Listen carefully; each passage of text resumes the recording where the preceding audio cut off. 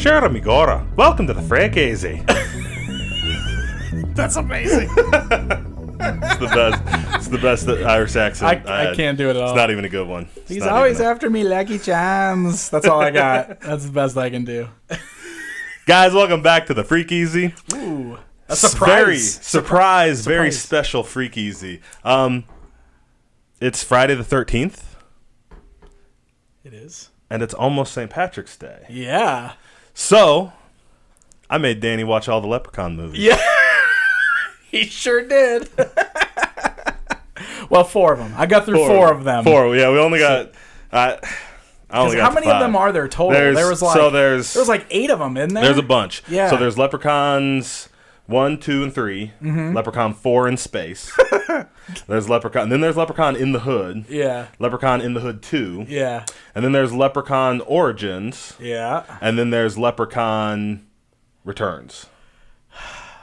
I'm gonna have to watch the rest of them. just like I say every time we do one of these with all of them. With these podcasts, yeah. Because now that I've started, I've got to know where they go. You need to just finish watching the franchise. Yeah. We'll just stop doing like, okay, just watch up to here, and we'll just have to watch the whole thing. Yeah. Because we always end up doing that. Oh man. Okay. So little quick runabout of the movies we watched, right? Leprechaun franchise. The first Leprechaun was in 1993, starring your favorite Warwick Davis. Yeah, Willow himself. Wicket the Ewok. I was gonna say he was also Wicket the Ewok, yeah. And that guy watching pod racing, and everybody in that everything. Guy He's in every pod movie. Racing. Clearly his best role. Now this is pod racing. I remember him. I don't know why I remember him so specifically in that scene, but I do, man. I forgot until you said really? That. Yeah. The guy watching pod racing. I mean, I think he shows up. Most proud of. I think he shows up in almost all the movies in Probably. an extras role. I'm sure. Yeah. But I mean, they always make sure to shoot him. It's not like he's ever just. It's not like you ever don't see his face. You know, like they're always like, "Quick, stick Warwick Davis right there." Great. Yeah. You know? Yeah. There he is. Easter egg. Yeah. Then we watched Leprechaun 2, which was in '94, so year turnaround, and Leprechaun 3 was in '95. So they hit them every year for like 3 years, and they skipped one and did In Space for '97. I can't wait till we get to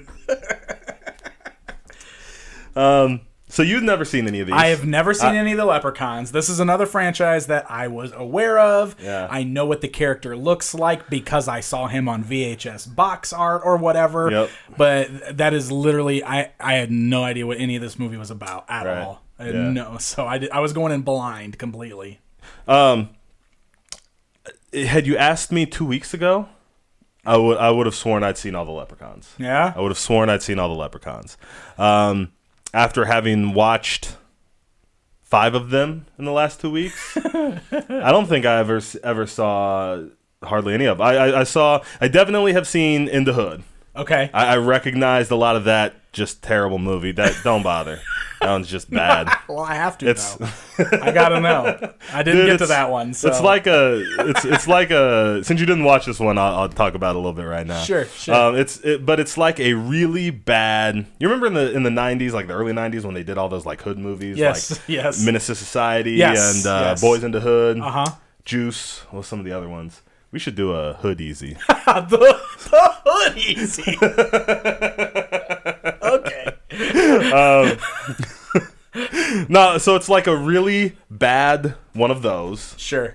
With a really bad horror movie splashed on top of it.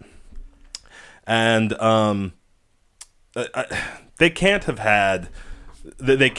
had Warwick Davis for more than like 3.5 days of shooting, because they're like a solid half of the scenes he's in are like the back of his head and like clearly not him. You know what I mean? Really? Yeah, like there's a lot of scenes of people like reacting to him and just like a voiceover, and a lot of scenes where it's like just the back of his head. Super weird. It's so bad, dude, and it looks so cheap. And I'm pretty sure we could have made that movie and done a better job. Yeah? Yeah. Oh, man. certainly would have been less of it. Oh, dude, it's So how many movies did Warwick Davis do? Because Davis hasn't done all of them, right? He didn't do all of them. He did all of them up to except the last 2. Okay. So he did all of them all the way through. And Hornswoggle's back in to the them hood. now, right? Hornswoggle was only in 1. Hornswoggle was in Origins, and then Returns. I didn't actually know it was a thing, but it's got a different Leprechaun in it, a different guy. Oh, okay. Although I was reading, it's supposed to be the original, like it's supposed to be the Warwick Davis Leprechaun in Returns. So like they did the origin one, different actor. Yeah, they did the origin one. It was like a new Leprechaun with Okay, so like the charm of these movies absolutely falls on the fact that it's Warwick Davis, because the dude is so charismatic and he's fun to watch. So like, while like I knew that Hornswoggle shows up as Leprechaun in one of these, when WWE Films does one of the movies or whatever, and all I could think was, there is no way that Hornswoggle has that kind of charisma, has that, I couldn't imagine like comparing him to Warwick Davis. Yeah. So, have you seen the makeup's like way more? I haven't seen it, but it definitely has a look like they were like, what if we took it serious? Oh, of course. You know what I mean? Like, now I've never actually seen him act. I mean, my only knowledge of what Hornswoggle is capable of is seeing him play a leprechaun on WWE TV and get thrown around by Fit Finlay. That's all I'm going by there. But still, I just didn't feel like I could envision him replacing Warwick Davis. No, definitely not. Yeah, definitely not. So, shall we get into the movie? Let's do it. Let's dive in. I'm ready. So the first one. So I've got all these notes. I'm gonna kind of read through the first one. So the first one actually stars Jennifer Aniston. Yes, it does. As Cher from Clueless.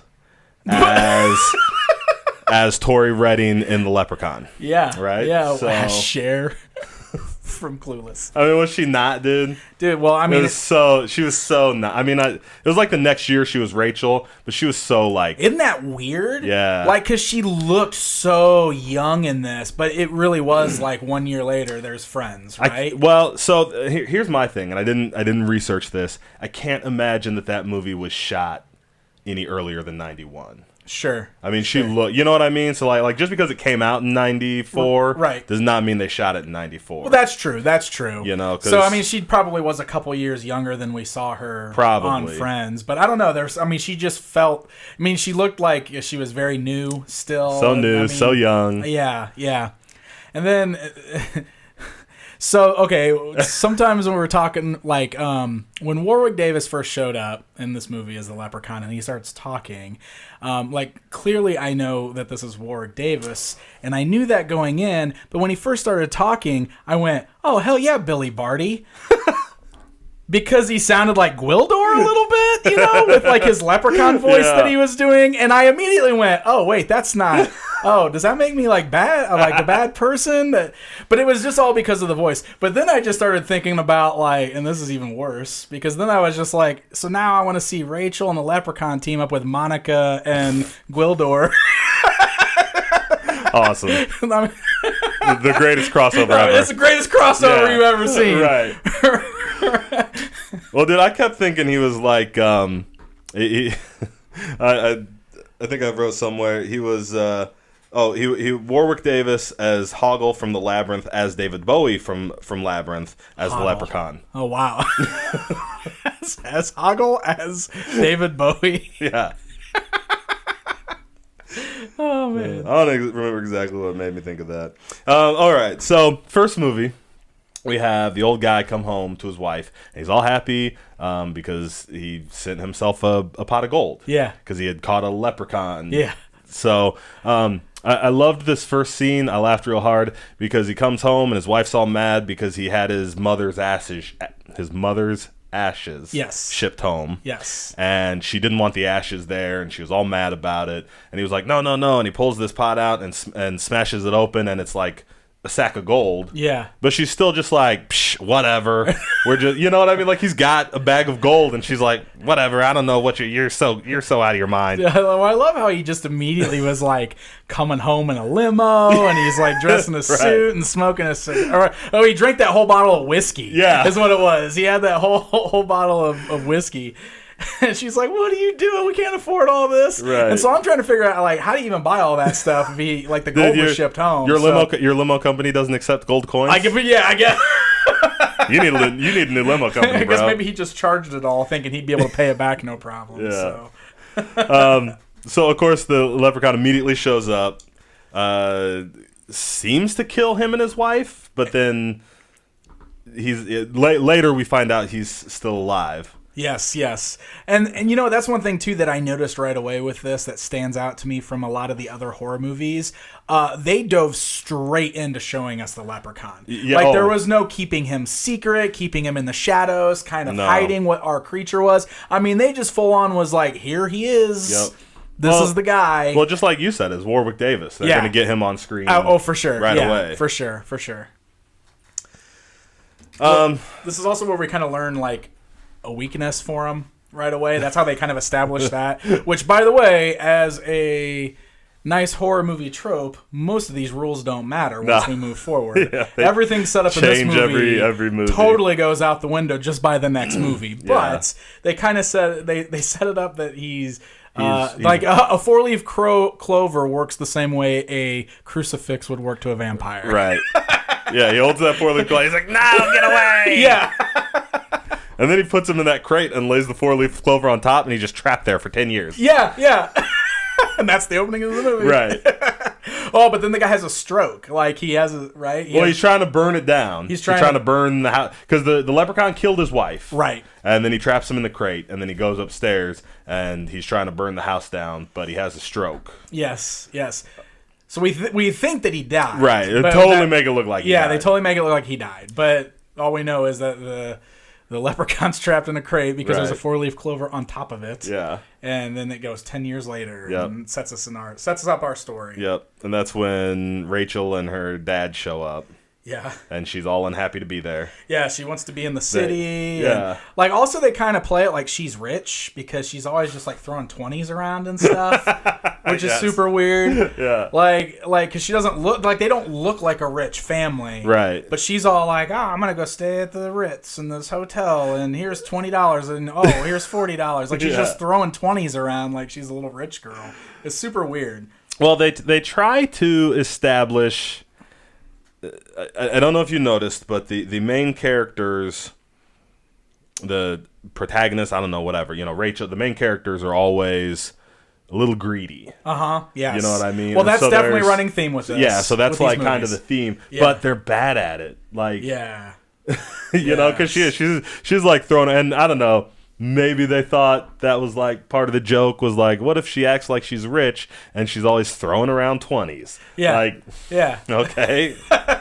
Maybe. So like they basically set it up where like the dad got a super good deal on this house, so this is where they're moving, and she's like, they're doing that whole thing where like it's this house out in this small town in the country, and she's a city girl and she wants to be in the city. It's that whole cliche. So, right. Yeah.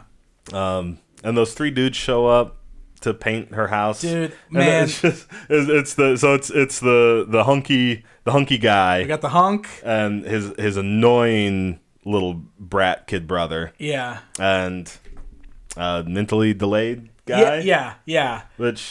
So we got our I don't know. This is I guess it's a bit of like our comedy relief because they do it a little bit, but not a lot. The kid and the the kid and the mentally delayed guy were supposed to be like kind of the comic relief, I think. Yeah. Except that it was, and I feel like. Well, also they're the kind of the reason that all the trouble unfolds. Oh, for sure, because they're the ones that kind of start the mess. Because that's right, because they find the gold because the old man had hidden the gold. Yeah. And then in an old truck? In an old truck.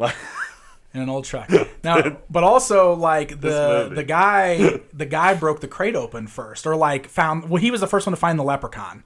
because the clover got blown off of the crate. Leprechaun broke out of the crate, and he's like, it's been 10 years, and I'm free. And then the first one to find him was that guy. Yeah.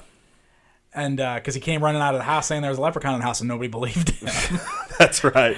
But man, also like, okay, so like these guys were supposed to be the ones that showed up to paint the house. Can we talk about like their stellar painting job that they were doing there? Like, so those two, the kid and man, I can't remember their names, but the kid and that guy were like working on the painting part while the hunk and Rachel were like carrying stuff into the basement, right?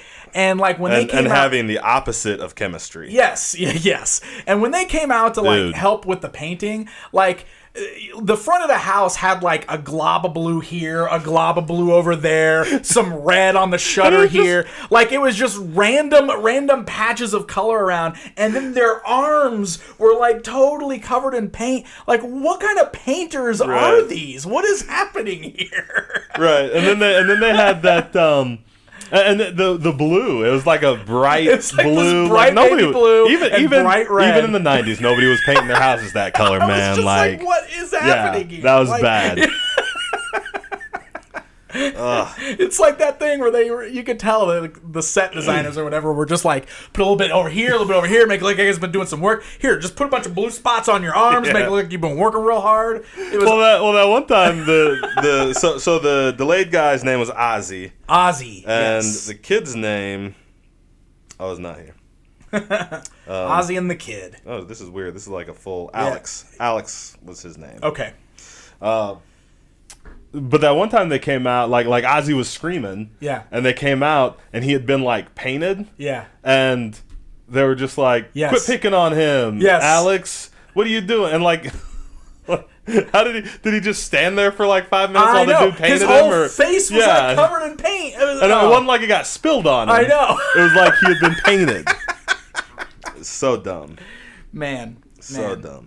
So you mentioned that they found the bag of gold. So they found the bag of gold. And Alex wanted to save the gold for themselves because he wanted to fix Ozzy. Like, that was his whole thing, right? We could fix you with this. I mean, that's what he said, right? But he was totally just lying. That's what I thought. I couldn't tell. Like, I couldn't tell if that was like a serious thing or not. But they totally bring that back up later in the movie. Well, like, I wanted to fix Ozzy's brain, and they were like, you can't do that. Yeah, well, and Rachel's like, they can't fix guys. Like, he's like, I know, but he doesn't know that. Yeah, so like he was totally just. I know. So he said that, and I was like, what does that even mean, kid? Like, right? Huh? Like that? Okay. Well, also that was a super awkward scene because the kid goes, we can fix your brain, and he's like, what's wrong with my brain? And he's like, nah, well, just they can make you smart. And he's like, I am smart. Yeah. And he's like, yeah, but then people won't make fun of you. Yeah. And he's like, people make fun of me? I know, that whole thing was brutal, dude. Right. It was like, man, what are you doing to this? You're wrecking this dude's world right now. Stop. Real. Like, come on. Real. He's fine. Yeah. Like, just shut up, you little brat. Man. So we should totally mention, like, they found the gold and they hid it, but, like, one of the key things is that Ozzy's like, I know how to tell if it's real gold, and he goes to bite it and somehow eats and swallows the whole coin. Right. So he swallows one of the coins, and that becomes a key thing in the movie because one of the coins isn't with the rest of the pot of gold. Right. So I guess that's really it. Like, the gold's been hidden, the leprechaun knows it's there, and now the shenanigans ensue. Yep. And leprechaun goes on a killing spree or whatever. Kind of. Always kind of in all of these movies, I've noticed. That's one thing that stood out to me. This isn't really much of a slasher movie. No, definitely not. And it definitely plays for laughs a lot. Like, they make it very goofy and campy a lot on purpose, you can tell. But he does violent things to people, but very rarely does he actually follow through with killing anybody. Like, there's not really a big body count in these movies. Right? I mean, you're definitely right that there's not a big body count. And I was gonna say, especially in the first one, I feel like there's more bodies in some of the other ones. Maybe some of the later ones, yes. But in the first one, there's definitely like what 2, 3. Well, let's talk about some of the different things he does to people. First they need to go get the gold appraised. Yeah. So they sneak one of the they take one of the coins into town. Yeah, into like a coin broker. Yeah. Oh, but before that, because they only even go into town because he attacked Rachel's dad. Yes, because but he did not kill Rachel's pretending dad. to be a cat. The guy goes to get the cat out of the tree, right. and then gets like a chunk of his arm bit off. Right. And he's like, "Look what this cat did to me!" Yeah. Like a chunk of his arm is missing. Yeah, so they take him to the hospital, and that's when they end up in town. So you're right. We'll go get this coin appraised. And when they get the coin, so he comes in and that's where he kills the guy with the pogo stick. Which is so the pawnbroker. Ridiculous, dude. Like that pogo stick scene. Like, oh my god, like it was the way they cut, and that's the other thing I've noticed with these movies, and I don't really know if there was a reason for it or like what were these rated? Were these rated R? I'm pretty because sure. It felt like they were trying not to show a lot of the ultra violent stuff. You ever notice that they cut away a lot when like the pogo stick scene?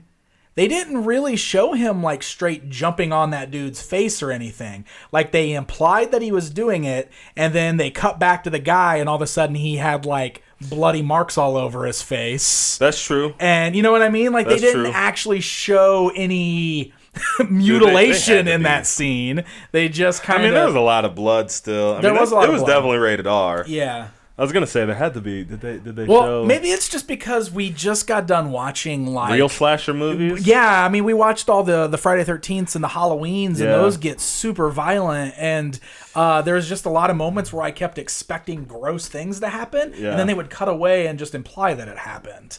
Like I noticed that a lot. Well, you know, I noticed what you're talking about, and I was wondering almost if it was one of those things where,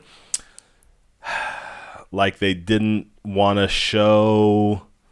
Like they didn't want to show Warwick Davis murdering people. You know, you think it's that? I don't know. You know, or like if Warwick Davis signed up for a different movie than what they made, it was in his contract. You know, type of thing. Yeah, I mean, who knows? You know, I mean, well, I mean, he'd only been, you know, Willow and Wicket. Willow and Wicket. Like, I mean, he was kind of he wasn't really like, man. Yeah. You know, and I don't know. Let's see if he gets too murdery. Are people gonna want to hire him? You know what I mean? Like maybe he was worried about that. Who knows? Or you know, that's something that like sometimes, you know, like if I could see like a CEO signing off on Warwick Davis as the Leprechaun. Like, yeah, it's great. We'll make $1 million, and then they show him this movie. They're like, what is this? Yeah. Why is he killing people? Why is he kill? Yeah. That totally seems like. I was just pal. I was just yeah. What's this all about? I was just online seeing if Disney wanted to buy this. Online 93. I was just on the phone seeing if Disney wanted to buy this movie. I don't know, man. It's super weird. So who else does he kill? He kills the pawn guy. He kills that cop. Oh, that's right. He did kill the cop. He killed the cop. Although he the cop because he got on that in that little car, that little paddle car or whatever it was, and it was like speeding down the street, and I love it because like they do that thing where they clearly speed up the the film. They did that a couple times, and man. It just looks hilarious watching him speed away on this tiny little thing. But yeah, the cop pulled him over and was like laughing at him, and so he murdered the cop. Well, I love that he pulled over. Yeah, he pulled over. Yeah, I better see. They did that in the hospital too when he was in like because they tried to go see the old man in the hospital thinking that he will know how to kill the leprechaun. That's right. And it's just of course it's just Rachel. You calling her Rachel? Whatever. Everybody knows who I'm talking about. Tori. It's like she goes there by herself because everybody else is trapped in the house. Yeah. Which was another thing that bugged me because like sometimes he could just appear places and then sometimes he would like the door would keep him out and his powers were super. His powers were weird in this, and they every now and then he would say something like, "Oh, when I get my gold back, I'll have my powers again." You know, like he was kind of alluding to the fact that he didn't have his full powers because his gold had been stolen. Right. So like he could do some things and not everything, I guess, that he's capable of, which we see lots of weird stuff in later movies. Yeah. like, he does the thing where he like disguises his voice a lot. Like he's got the ability to like talk like other people. Yeah. We saw that several times in this movie. But that's almost the extent of like he did it for the cop, didn't he? He did it for the cop because they called the cops. They called the cops. And they radioed into the cop and he's like, I'll check it out. So he's like, yeah, I'll check it out, or whatever. And so the cops never came because he killed the cop. Yeah, and he killed that guy. What about how he would stop and shine everybody's shoes? Dude, yes. Oh, like, didn't he, like, because he, like, laid all their shoes out on the table or something and, like, shined all of them. He was searching the house, except the shoes. He just shined all the shoes. Arranged them on the table. I love that they kind of keep that intact for every movie. Like, there's always one joke in every movie where he says something about, nice shoes, or your shoes are dirty, and wants to clean them. But, yeah, I thought that was ridiculous. Dude. Well, I mean, like, so...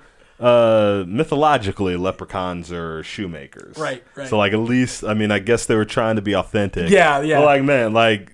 It was super weird. It's so dumb when they're, like... when he's, like, in the middle of about to murder somebody, and they start, like, throwing their shoes, and he's like, I gotta clean these shoes.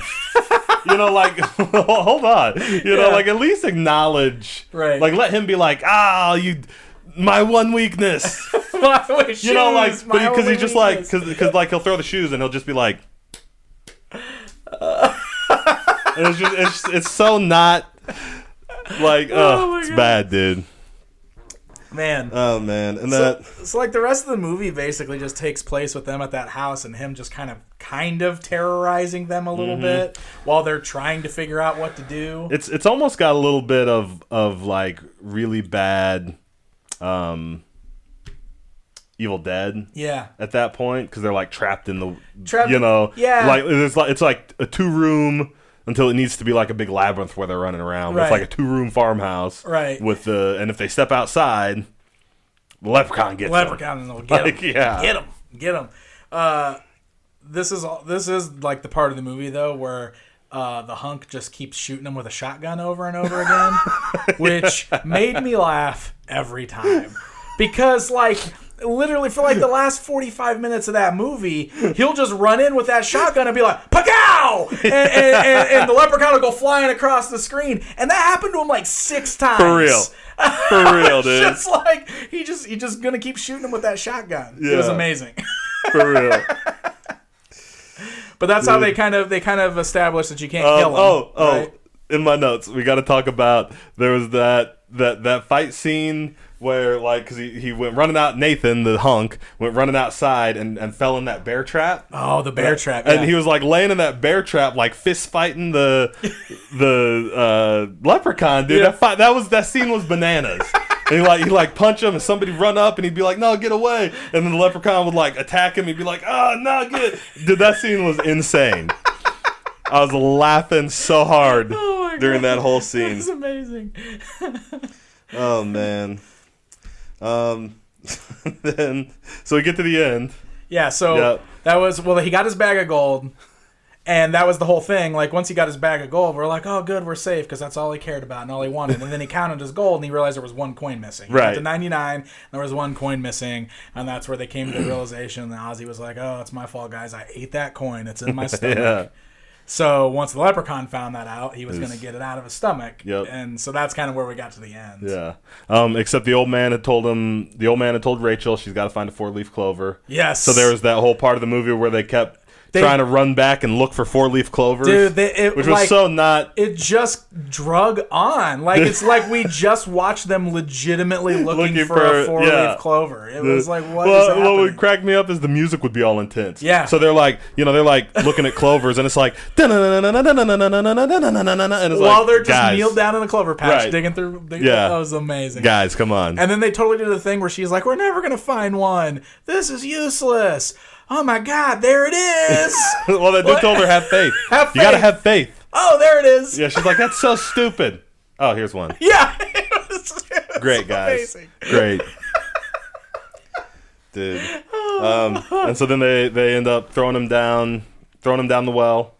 Dude. Don't they throw the? Do they? Oh no! The kid puts the clover in like a wad of gum and slingshots it in his mouth. Oh gosh, slingshots. Movie is so dumb. Yeah, so he ingests the 4-leaf clover, and that makes him turn into a melting gremlin from Gremlins. For sure. Because that effect is amazing, and it looks just like when Spike is melting in the pool or like whatever. we've got some more of this. Let's just do that. Yeah. So like that's what happens to him. He totally does the creepy melt, which was like the coolest scene in the whole movie. Yep. Like it was the best looking thing. Because I was like, oh yeah, that's what I'm talking about.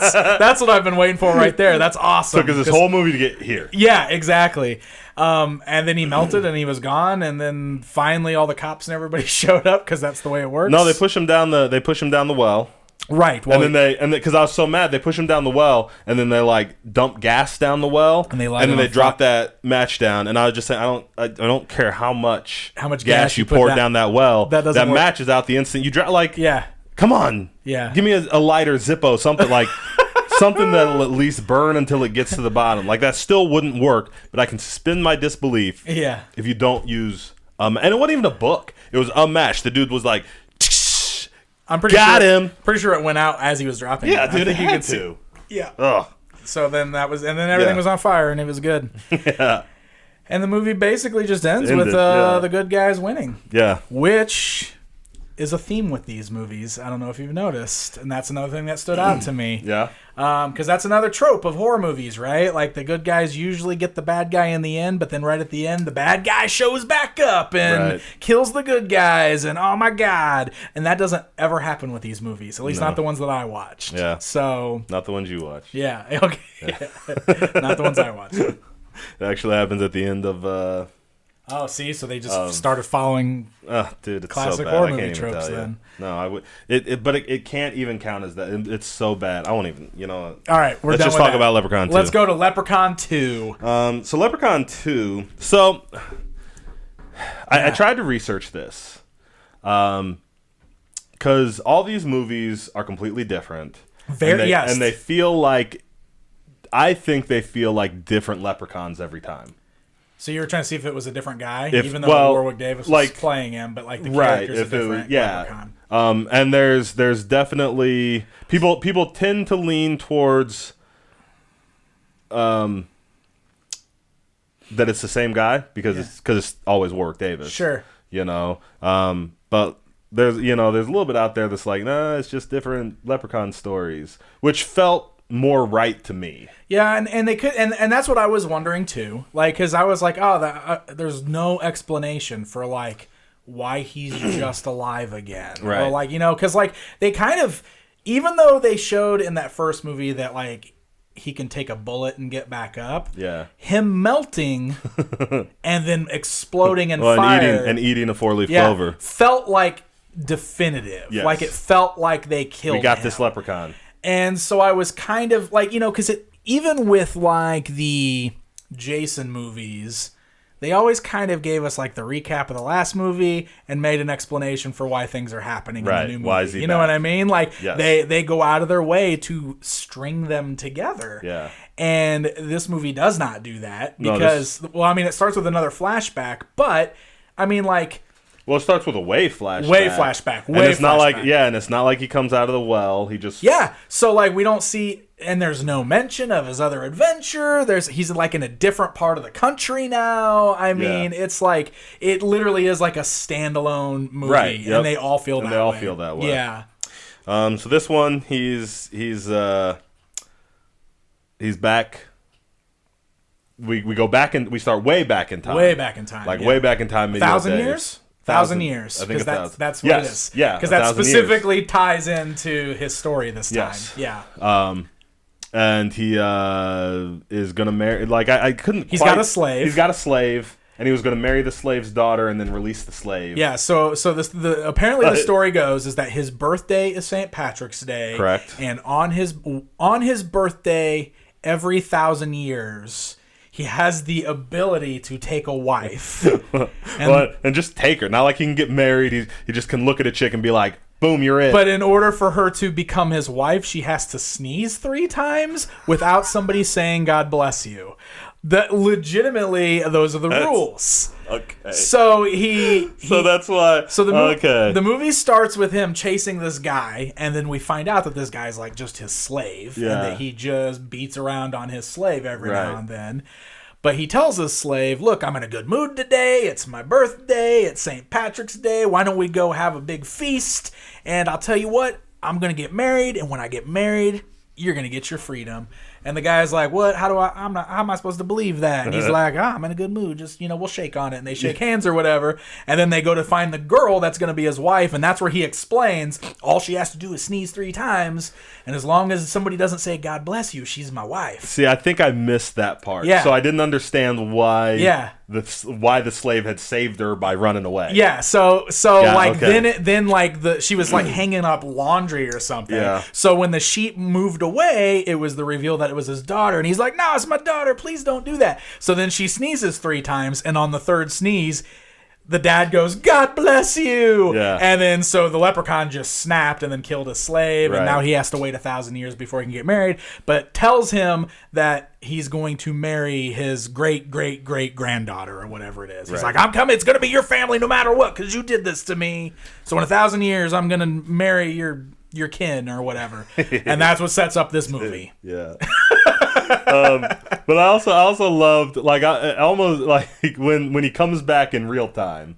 Yeah. He is just like that bum stumbles next to his tree. He's fort. got like a tree cave thing. Yeah. Yeah. That's what I mean. I need some sort of like a middle, like a little one shot or something that explains how he got from melted well to tree fort. Well, see, that's in why, Las Vegas, right? Or where is he? No, that's Hollywood. Hollywood. They're Yeah, in Hollywood. this one's in Hollywood. And see, that's why I think they have to be different leprechauns. Yeah. And I think the ages are different. Because, like, in the first one, he says something about being 400 or 600. And this one is, like, 2,000. Clearly, he's like 2,000 years Right. old. Yeah, yeah. So it has to be different leprechauns. You heard it here, definitively.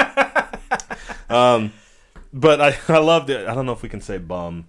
He's like a homeless person. Sure. And he stumbles down next to this tree and drops a bottle of whiskey. And the leprechaun just walks out and he's like, Canadian blend. Gross. Like, great.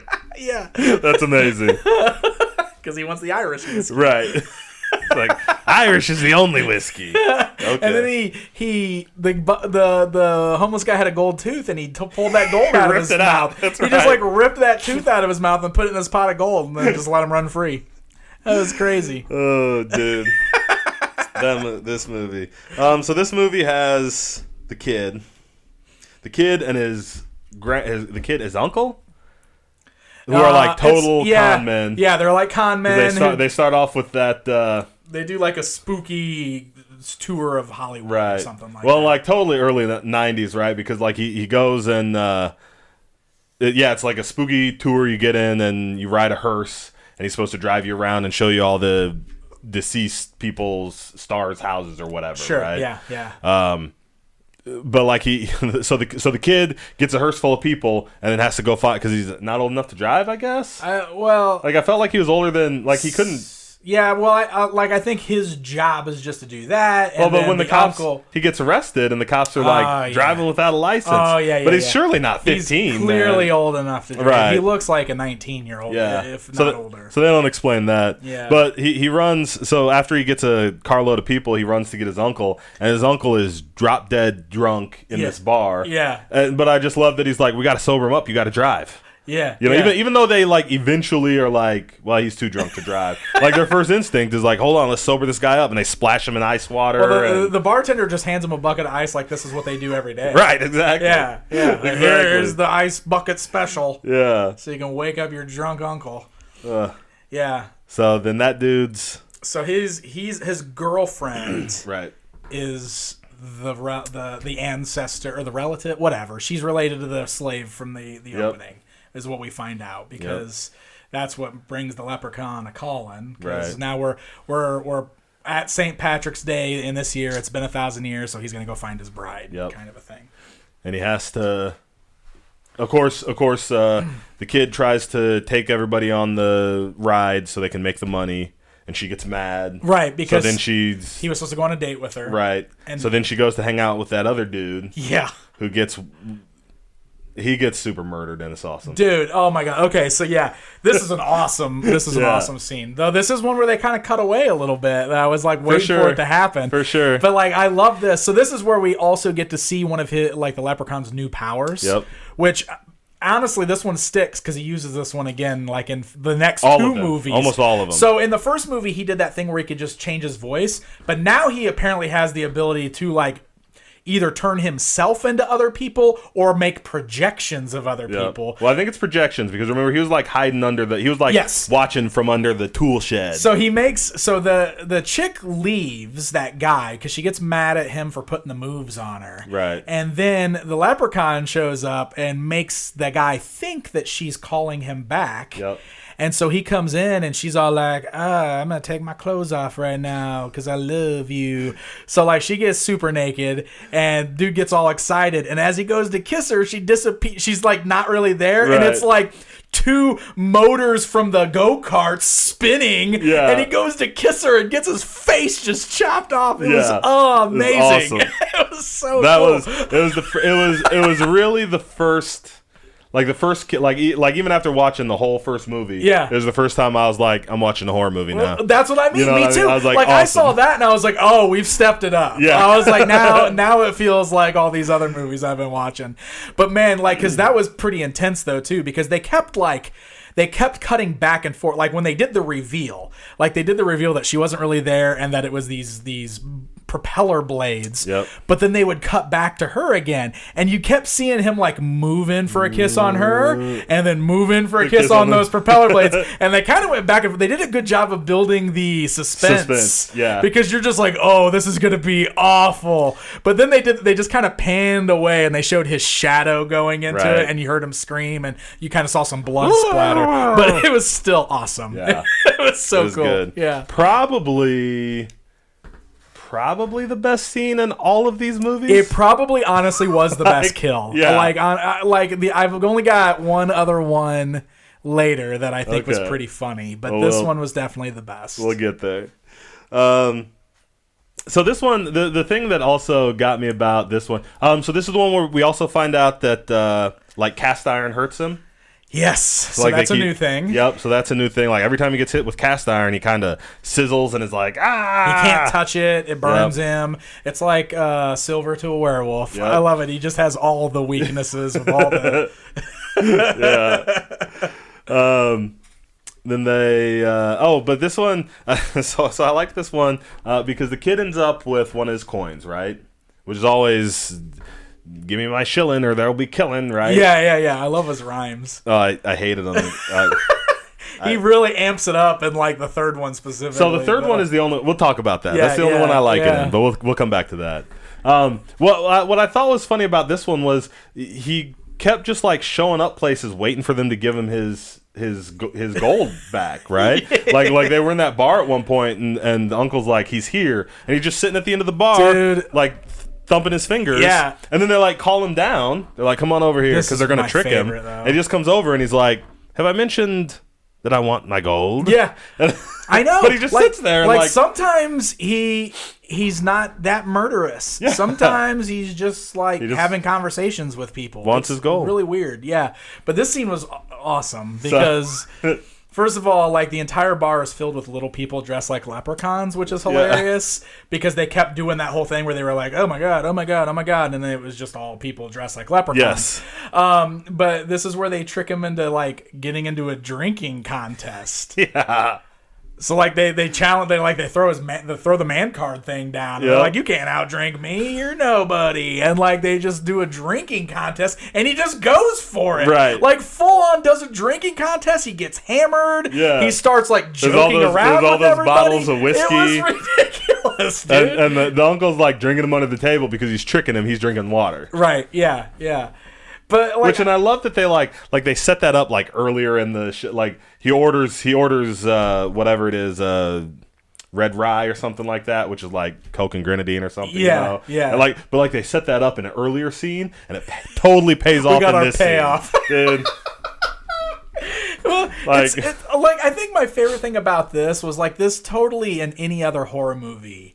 like you could picture exactly what happens. Like sure, like it looks like they're winning and it looks like they're doing good, but then the little goblin thing just will win and like murder them at the end, right? But that's not what happens here. Like he straight gets super drunk. He jokes around with them, laughs, have a good time. Then when they reveal that they tricked him, he tries to use some magic, but he's too drunk to use his magic. Yeah, like, never drink and levitate. Like he tries to like levitate an ashtray. Yeah. And this ashtray just drunkenly like stumbles around and then falls down. And then they just get him. Yeah. Like they capture him. No. Remember he has to go to, they run away. Oh, that's right. They leave Because he goes to a coffee bar and has to sober up. That's right. He drinks a whole bunch of coffee and then kills the barista. I was amazed. I was just like, they just straight did outsmart him. Like that never happens in these movies. Yeah. For real. Because I guess we forgot to mention, like by this point he had already kidnapped the girl. So so she's at his lair and she's waiting there because he's gonna marry her. Except he's got to get that gold back first because he's obsessed with the gold. Right. So that's why he's out running around now. Yep. And doesn't she tell him to go get the gold and then she'll marry him or something? And it's just because she's totally like I was super. Is it just the one coin missing again? Who's got? It's just he's just got like one coin. It's always one coin that's missing, and he's got it right because he found it. Yep. Yeah, so that's what it is. So he's got to get that last gold coin back before he can marry the girl. Yeah. Well, I always, excuse me, I'll edit that. I was kind of impressed because the chick, like they totally just damsel this chick. Yes. But then like she's totally like she spends the whole movie like running around trying to break out. She finds those books and figures out all that stuff about the leprechaun. Man. Like she is not just like this movie. This movie had no right to have like an active damsel. Yeah, and they're totally just like, well, let's let her do some stuff instead of just wait for us to come back and rescue her. Yeah. So I was kind of impressed with that, even though this movie's not good. Well, like she finds that little poker thing, and like that's just her plan. I'll wait till he comes back, and then I'll stab him. Yeah. Like, that becomes your plan. Okay. So, yeah, like, I really love the uncle. Like, I just thought he was awesome. I don't know. Like, he was super... He felt a little bigger than the movie. He felt bigger than the movie. Yeah. Like, his acting was good. Like, he felt out of place compared to everybody else, because everybody else's acting was so stiff and so just bad, especially hers. Especially, the girl was not good at all. But yeah, but he definitely did. He had that feel of like, to bring it back to wrestling, like when you show up at an indie show and everybody is terrible, except that one guy who's really old and he's just.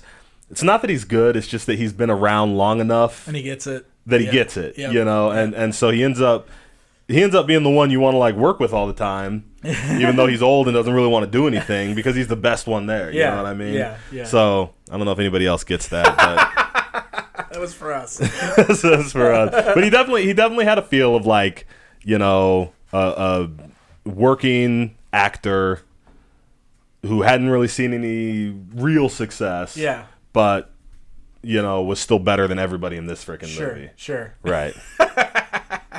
But he totally gets because they trap the leprechaun in a safe. They put him in a cast iron safe, which works because he can't, like, he's burning just being in it. He can't touch the sides, so he's legit trapped in there. Yeah. But the greedy uncle thinks he's going to get his 3 wishes. So that's our greedy thing. Oh, and that's another thing that popped up in this movie, right? The wishes thing. Oh. Because that wasn't brought up before, but like they was like a quick line in this movie or something that like if you get the gold, you get 3 wishes. Because if you catch a leprechaun, that's late. If you catch a leprechaun, you get 3 wishes. Right. And to me, like it sounds like that's not a real thing, and the leprechaun just plays along with it to get what he wants. That's right? totally Because that's totally what he did. So Uncle gets super greedy.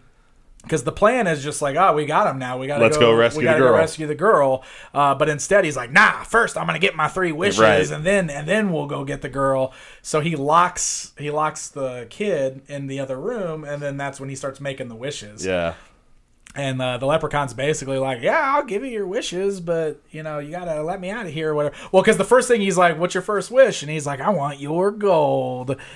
So his stomach just starts like expanding because his belly's filling up with the pot of gold, which was amazing. I loved it. I thought that was so funny. Yep. So then he starts freaking out. He's like, "Oh my god, get it out of me!" It's the leprechaun's like, "Cool, I'll get it out of you, but you gotta let me out of here." Yeah. And then this is my favorite part about this was like, because he's like, "You got to use one of your wishes to let me out," and he goes, "Okay, I wish you out," and he goes, "Okay, now you gotta come over here and open the door." It's just like, okay, so clearly the wish thing's not a real thing. Yeah. For sure. So he like crawls over and opens the door for him. Yeah. And then he's like, "All right, now I'll use your last wish." And then he like slices open his stomach and takes all the the gold back, falls out. and the dude dies. But I loved it. I thought that was our moment of our greedy person ruining everything and freeing the leprechaun. And then we go back to the tree fort. The tree fort. Yeah. Leprechaun tree fort. And this is where the girl gets to enact her grand plan of stabbing him. So he gets in there, and she's like, "Oh, I'm so happy you're home." Bink! And the thing just bends when she tries to stab him, and that was just it. Like immediately. Well, wasn't that where we found out? Because Leprechaun's treasure can never hurt him type thing. Oh, okay, yeah. So that's why it just bent. Yeah. Normally, like they stab him with other knives and stuff, and it hurts him. Yeah. Even though he's just like, whatever. Yeah, I know, right? Yeah, but that's why that one bent. Is you can't hurt me with my own treasure type thing. And he was mad because his dad gave it to him. Yeah, that's right. These movies are crazy, man. Yeah, it's so dumb. Oh boy, dude, I don't know who. Like, sometimes you almost feel like was Warwick Davis just ad-libbing this? I know. It feels like it sometimes. And they were just like, "Brilliant, leave it in. He's a genius." Man, so the kid comes to save her, and then this is where he does his little trick again. Sleight of hand. Yeah, he pretends to be he disguises himself as the girl. Right. And he, lures him in, and he's like, "Oh, I'm free. You saved me. Come kiss me." And then, the kid just goes and totally kisses him, and then it turns out to be the leprechaun the whole time. Yeah. And what does he do? That's what, because he knew the kid figured it out. The kid figured it out. And he gives him the coin back, but it's not his coin. It's chocolate. That milk chocolate, yeah. It's 100% milk chocolate. Right. That's what that part was so dumb, too, though, because, he would know, right? Wouldn't the leprechaun know that wasn't his coin? Why did... So the only thing I'll say about that is he obviously had some blind spots, because he also he always had to count his gold before he knew one was missing. Yeah, that's Remember? true. So he would count the gold every time. So he didn't just automatically know. That's true. So he didn't. True. Yeah. Okay, well, that's what happened. It was a sleight of hand. Gave him the fake gold. It was a piece of chocolate. So that he played dead.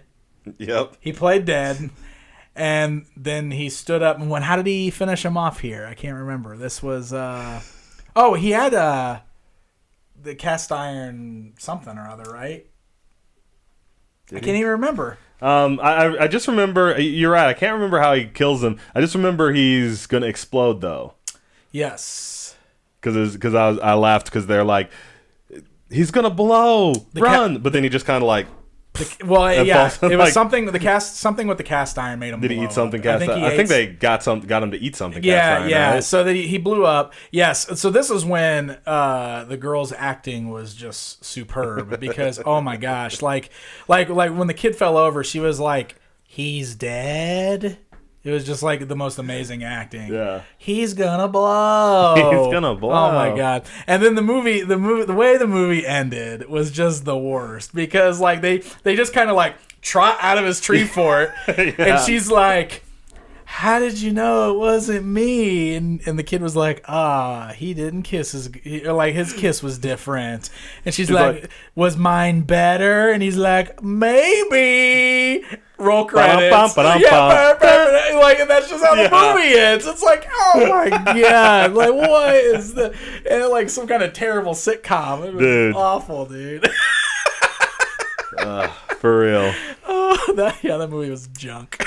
I mean, it had moments, but I'll tell you, after watching both of those movies, I wasn't sure I was on board with the Leprechauns. The first one, I didn't really I was just like, "Whoa, what was this movie?" Yeah, dude. And then this one had some good moments, but still, I was just like, I don't know, I'm not really sure I'm on board with these. They feel so cheap. That's what I noticed. Yeah. They do not feel like there's any money behind them. I've watched a lot of They all feel like direct to DVD. That's what they feel like. You know what I mean? For sure. Or direct to VHS. Sure. Which is, I mean, like sometimes that makes for great stuff too. Right. I mean, I don't know. Like there was a little bit of money. There's a little bit of money behind the first one.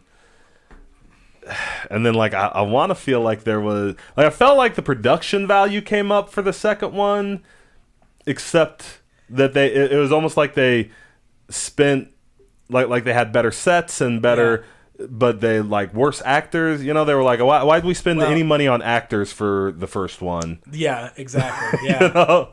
Like, so I we had to film the whole thing at this farmhouse, and we paid Jennifer Aniston to be there. Yeah. But that's okay. She wasn't a friend yeah, yet. I was going to say she wasn't anybody then, but still. Well, like the actors... I feel like the third one picks up the budget and stuff, because it definitely feels like... I don't know. See, I felt like the third one...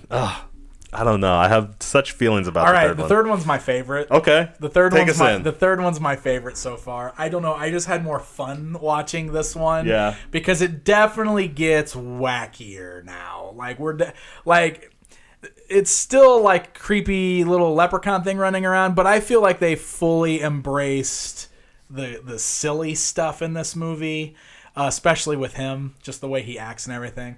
So, okay, again, there's no explanation for why he's alive. Well, he's a statue this time. Yes. So this time. So after burning up at the bottom, after melting and getting burned up in the bottom of a well. Okay. Yeah. See? And then exploding. So he's a statue. We need to figure out, how he came from melting guy in a burning well to living in a tree fort to frozen as a statue with an amulet around his neck. Like, what is going on? Yeah. So this movie opens with like a one-eyed, one-armed man running into a pawn shop with a giant bag, and he's like, I gotta get rid of this.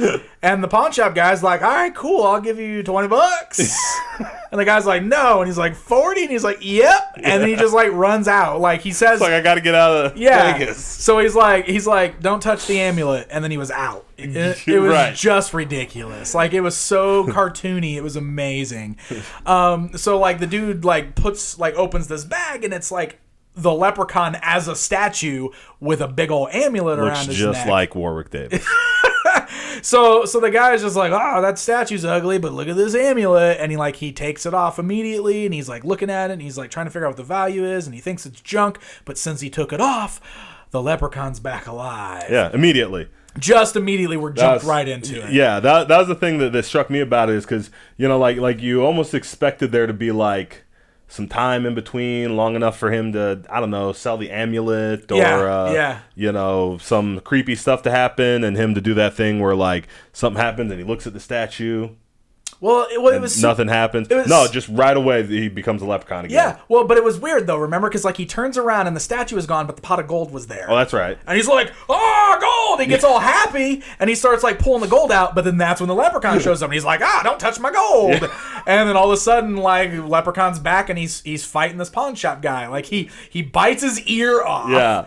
And they just show this ear pull off, and then when he gets on the ground, he bites his finger off. Well, he takes it. Well, no, because he takes his foot. He takes his shoe off to shine it. Oh, that's He's like, oh, nice leather, and he pulls off the shoe, but then he's got a hole in his sock, and so his big toe is sticking out there, and he bites off his big toe. That's what it was. Bit the toe off, dude. So this scene, I was actually kind of like, ugh. I know. I felt like, oh, I guess the gore's a little bit bigger in this one. Yeah. But it's not. Yeah, dude, because immediately. Just this scene. Yeah, immediately. Biting ears, biting toes. But then he, like, runs out with his pot of gold, but on his way out, he drops one coin. Here we are again. Right. Well, drops one coin, and he's out. So when he runs out, what about how that dude just has that CD-ROM of myths? It's my favorite. Like, he goes over to his mid-90s computer, and it's just like everything you see in the movies for computers. Yeah, he puts in like a CD-ROM. Well, he just goes and he pulls that drawer open. Yeah. And all it is that CD-ROM of Myths and Legends. Myths and Legends. Like it had its own drawer. He's just like... And he just puts it in and types in Leprechaun. And it's like a big text. And then it just starts telling him stories of leprechauns with like clip art. It was unbelievable, dude. Oh my god. And he's just sitting there like it looks like something made for kids. Right. And he's like studying it, dude. He's just like so into it. He's got bandages on his ears, and he's just like, I'm gonna figure out this Leprechaun's weakness from this children's CD-ROM storybook. Yeah, it was amazing. It was amazing. So, I'll say that we talked earlier about his rhyming and started talking about his dialogue a little bit. Yeah. This is the only one where it doesn't drive me crazy. He does it a lot in this He one, does too. it a lot, but I feel like they dialed it in. Like, it seems so forced in all the other ones, and like had they just never met anybody who rhymed anything? Because it would be like, 4 steps to get to the rhyme, and the other one just seemed like it'd be like, give me my shilling, or I'll come over there and slice your throat, and then there'll be killing. And it's just like, oh, come on, man, like, But in this one, he's like, give me my shilling, or there'll be killing. Yeah. It's just like little snappier, a little tighter, snappier ones. like they actually knew what they were doing with it. Yeah, gotcha.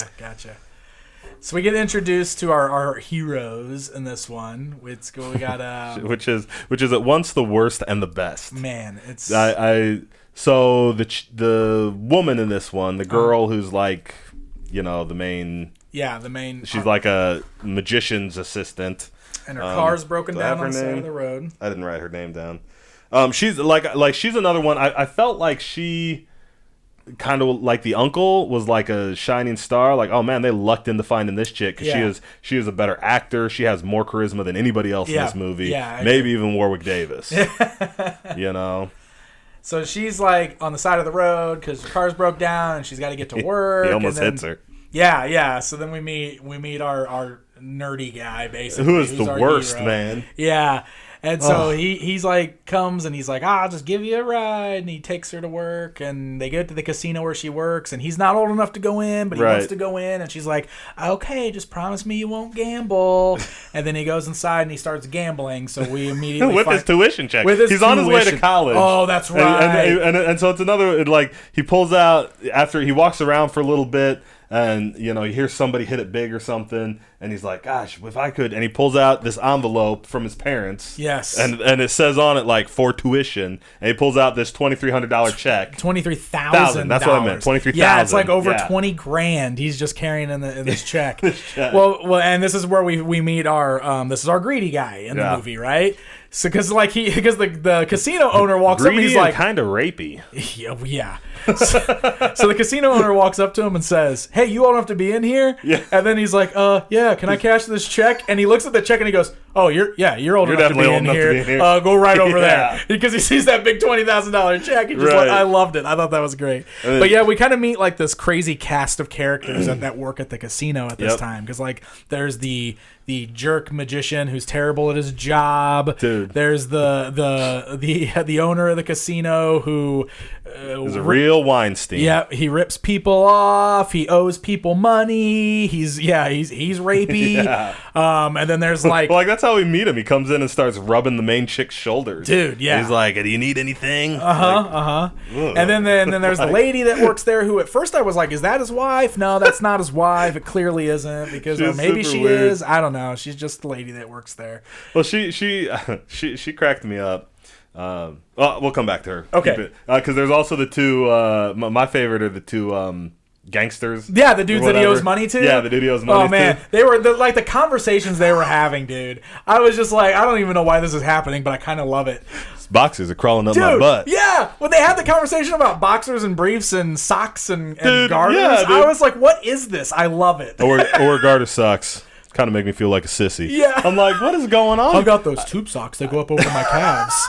Oh yeah, dude. I almost felt like some of they had a couple conversations like that where I was like, was the camera just rolling while these guys were talking and they were like, leave it in, put it in, yeah, because they didn't have anything to do with what's going on. They just do these two dudes, these two gangster dudes. I loved it. I was like, this is great. I don't know if they did this on purpose or not, but I love it. Dude. So this is the one where we get the gimmick that anytime you have a piece of the Leprechaun's gold, yes, you get to make the wish. Yes, and so like they because the CD-ROM tells us that guy's watching that for every piece of gold that a human possesses, they get a wish. So apparently all the gold could give you all the wishes, but since there's only one coin, that's like the thing in this. Like every time somebody gets the coin, they're able to make a wish, but it seems to undo the previous wish every time. Well, not every time. Right. No, well, it cancels. Like as soon as you don't have the gold, yeah. your wish is inactive. Yeah, that seems to be what happens. Right. The only time that didn't happen was with a lady, but we'll get to that. We'll get to her. So the kid cashes his check, instantly loses all the money, freaks out. That chick's like, well, your watch looks like it's worth something. Go over to the pawn shop across the street, and come back. I'm sure you'll start winning. Yeah, and so he does. But when he gets over there, the leprechaun's there and tries to kill him. Yeah, and the pawn shop owner's dead at this point because we forgot that they had like a fight, right? Because like the leprechaun came back looking for his gold coin. Right? Did he come back looking? Well, the guy went and looked for him for a little bit. Oh, that's because right. that was something in my notes, and I was saying something that we kind of see through these. Like you never saw anybody decide to go chase down Jason Voorhees, right? You know what I mean? Right. To get like a wish, unless it was like that dude that was like, what's out there? I'll go find it. Okay, killed me. Yeah, but no, like people are like, like this pawn shop broker got his ear bit off and his toe bit off, and he's still like, I got to go get that leprechaun. Yeah, I need his gold. You don't see that in all the horror movies. Right. So he kind of went and hunted him down. They had a fight. Yeah. And then remember he went back. I think that's where he got the gold piece actually, because he went back and was like waiting for the leprechaun to come back. That's right, because he was like standing there and he had the amulet. The amulet, yeah. Because he was like, "I'll trade you this amulet for that pot of gold." Right.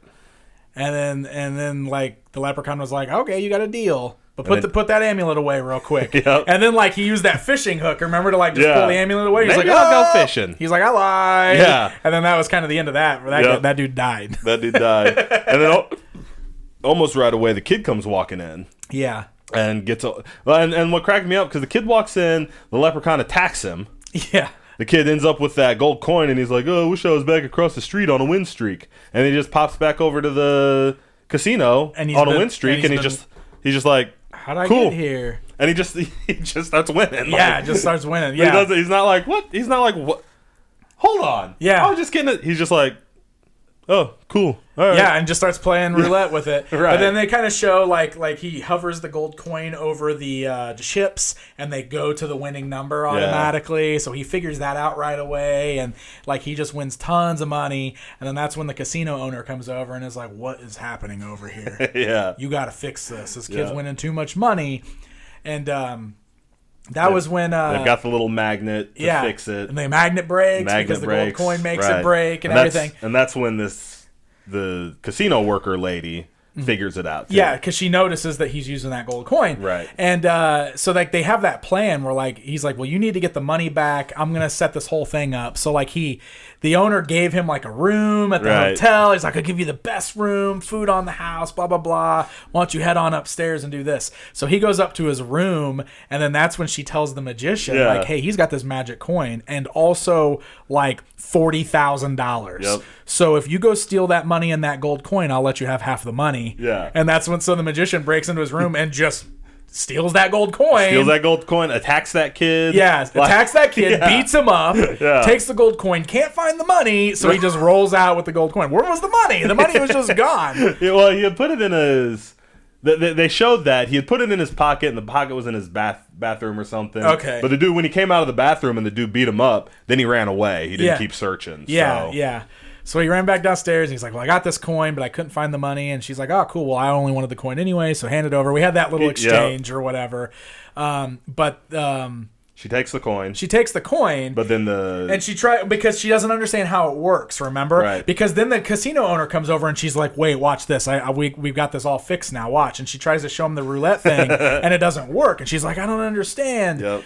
And then that's when the casino owner was holding the coin, and like she said, like he was talking about the girl, the magician's assistant, talking about how hot she was, and the girl was like, you wish you could get somebody like her, and he goes, yeah, I wish, while he's holding the coin. Yep. So then all of a sudden his wish comes true, and she's like super in love with him and comes over. Yeah, she comes running over. She's like, I need you right now. I need you right now. I didn't know why turns into a total bimbo, like the voice and everything is so ridiculous. Also, I didn't understand understand why she just started beating him up in the elevator. That's so weird. What was that all about? Well, like the thing, she's like, I like it rough, and she slaps him, and he's like, oh, he's like, how rough do you like it? And she's like, this rough, and slaps him again, and he's like, oh, I think I got it, and like throws himself against the wall, and he's like that, and she's like, oh yeah. I'm like, what is that? That's not how any of this works. Yeah, even if she's into rough stuff, that's not how it works, man. So he goes up to the room with her, and then that's when the other lady, realizes, oh, you have to make a wish with the coin. Well, while he's up there with her, I'm just going to sneak in his room and steal that gold coin. Right. So she does. She runs up there. She steals that coin. And as soon as she steals that coin and leaves, that girl snaps out of it. Yeah, she wakes up. She's like, whoa, what happened? And then all of a sudden she thinks that he's being rapey with her, and like lured her up there, and he gets embarrassed, and so he fires her. Which is totally kind of yikesy, right? Yeah. Because that's totally totally like she was all into it. Oh, and then suddenly she wasn't. Yeah. Right? Like, we just wouldn't put a scene like that in the movie. No. Now. No. You no. know? Yeah. Probably shouldn't have did. Like, probably shouldn't have. I laughed in the first one because at one point somebody says something a little bit sexist to Rachel, and she's like, it's the 90s. You can't talk to me like that. And like 2 movies later, we've got this whole thing happening. This whole thing. Like, oh. Yeah. Maybe it was the 90s. Yeah. Maybe. But this so while all that is happening, the leprechaun shows up in the kids' room, right, and attacks the kid because he thinks he's got the coin. Still, he thinks he's got the coin. That's where he's trying to figure out where the coin is. Yep. So he bites the kid's arm, bites a big hole in the kid's arm. The kid grabs a knife, which I love because he bites the kid's arm. The kid stabs him in the forehead and throws him out the window. Yeah. And he just plummets to he's like on the 20th floor or whatever, and the leprechaun just plummets, and he's like, oh God. He's like, next time I'll take the elevator. Yeah, he makes some joke like that. Next time I'll take the elevator. But before he gets thrown out the window, he bleeds in the kid's cut. Yeah. And so we got new weird stuff going on that they're just inventing as they go. Yeah. So now if you get blood in, if you get a leprechaun's blood in you, you become a leprechaun, apparently. So yeah, he starts transforming and then doing weird things. Like, because he immediately wakes up and he's like, goes downstairs and orders a bunch of potatoes. All the potatoes. I was like, potatoes. Like, there's no way that's not offensive and racist, right? Yeah. It's super weird. And he keeps slipping in and out of that. Like, he's kind of half wolfing out. Yeah, I know, right? That's what he looks like, a werewolf, not a leprechaun, because like his hair's going crazy and he's got like the long sideburns now, and he keeps going in and out of the Irish accent, like the Lucky Charms style Irish accent, full on, like, yeah, it's bad. It's so bad. It's bad. It's the type of movie I can't believe somebody like made that movie. So we got to go back to the casino owner then, now that we've explained that. Yep. Because now the casino owner fired the girl, and she ran out of the room, and he doesn't know what happened. And then all of a sudden his TV starts talking to him. Like, a TV comes on, and it's like one of those sex line kind of commercials, but it's talking directly to him. Yep. And he's like, what? Are you talking to me? And so she totally ring girls out of the TV. So, yeah, she ring girls out of the TV. Naked chick comes just crawling out of the TV and starts grinding on the casino owner, and he's just cool with it, and he's totally into it because he's like, sure, why not? This is pretty awesome. This is a thing that happens. This is normal. This is real life. Vegas, right? I guess Vegas, baby. But then like they keep doing a bunch of silly stuff during the whole thing because like the channel keeps changing and it's the leprechaun in all these different outfits, like a preacher and all this stuff. He's like a televangelist, and then he's like the Ron Konaski guy, and then he's like Miss Cleo. Yeah. Like, I couldn't figure, like, why did they just, like, this scene is so bananas. Why would they just go all in on, like... Dude, and it went on and on and on. Yeah. Like, they just kept doing it. Like, they ran through all these jokes with the leprechaun, and the entire time that's happening, he's just making out with the naked chick on the bed, and every now and then he'll go, did the TV say my name? And she goes, no. And then they just keep going back to what they're doing, and we go back to the leprechaun bit on the TV. It just kept going. Yeah. I was like, this is nuts. This is like, what is happening here? Yeah. But what it ultimately turned into, like, eventually the leprechaun comes out of the TV, and when he's like, oh, he's definitely talking about me, and he realizes the leprechaun, and then he looks back at the girl, and now it's a robot with boobs. Dude. How weird was that, man? This is my other favorite kill, just because it's so dumb. It is so dumb. Ridiculous. Because now there's just this creepy robot mounting him. It's got a chick face and boobs. And still has, human boobs. Yeah. But it's this creepy robot thing mounting him. And then it just electrocutes him to death. For like a long time. There was like a long time of him like... I was like, this is he dead yet? Yeah. Well, that was followed up almost immediately by one of my favorite parts. Because the two gangsters come in and find him like dead. Yeah. And they're like, and the leprechaun's like, what are you guys doing here? Yeah. And they start making fun of him for being a little person. Yeah. And he's like, beauty. They call him ugly, and he's like, beauty's in the eye of the beholder. And he pokes that one guy's eye out right away, and then punches that other dude in the junk. I'm just like, this is the greatest thing ever. He just straight pulled that guy's eye out of his head, dude. Yeah. It was. He just murders them both. Yeah. And not even not he doesn't have the robot come over and electrocute him or anything like that. He just jumps down and punches and kicks them both to death. This is bananas. See, this is why this movie's my favorite. There's so much silliness going on here. It's crazy. And we just cycle through all these people with their greed and their wishes, which is hilarious, because then the lady immediately makes her wish right after this and wishes that she was 20 and hot. Right.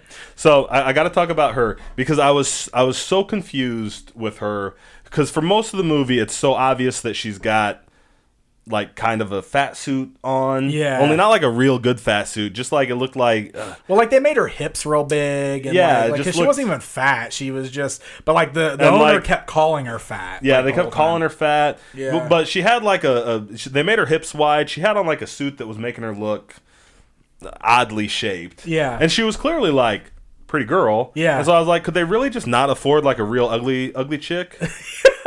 Yeah. What do we do? Are we that poor that we just hire whoever comes in off the street and don't there's got to be some cheap ugly actresses, right? And it was all for this scene right here. Right. Yeah. So when she makes her wish and becomes hot, I'm like, oh, so you couldn't afford to make an ugly chick hot, so you had to make it. I get it. Okay, all right. I'm on the same page, guys. Here. Okay, great. That's how I would have played it too. Good job. Yeah. So I owe them the apology for that. Well, I love how fast we just kind of fly through all the rest of this stuff now, because she immediately walks downstairs and she's like, "Look at me, everybody! I'm super sexy now."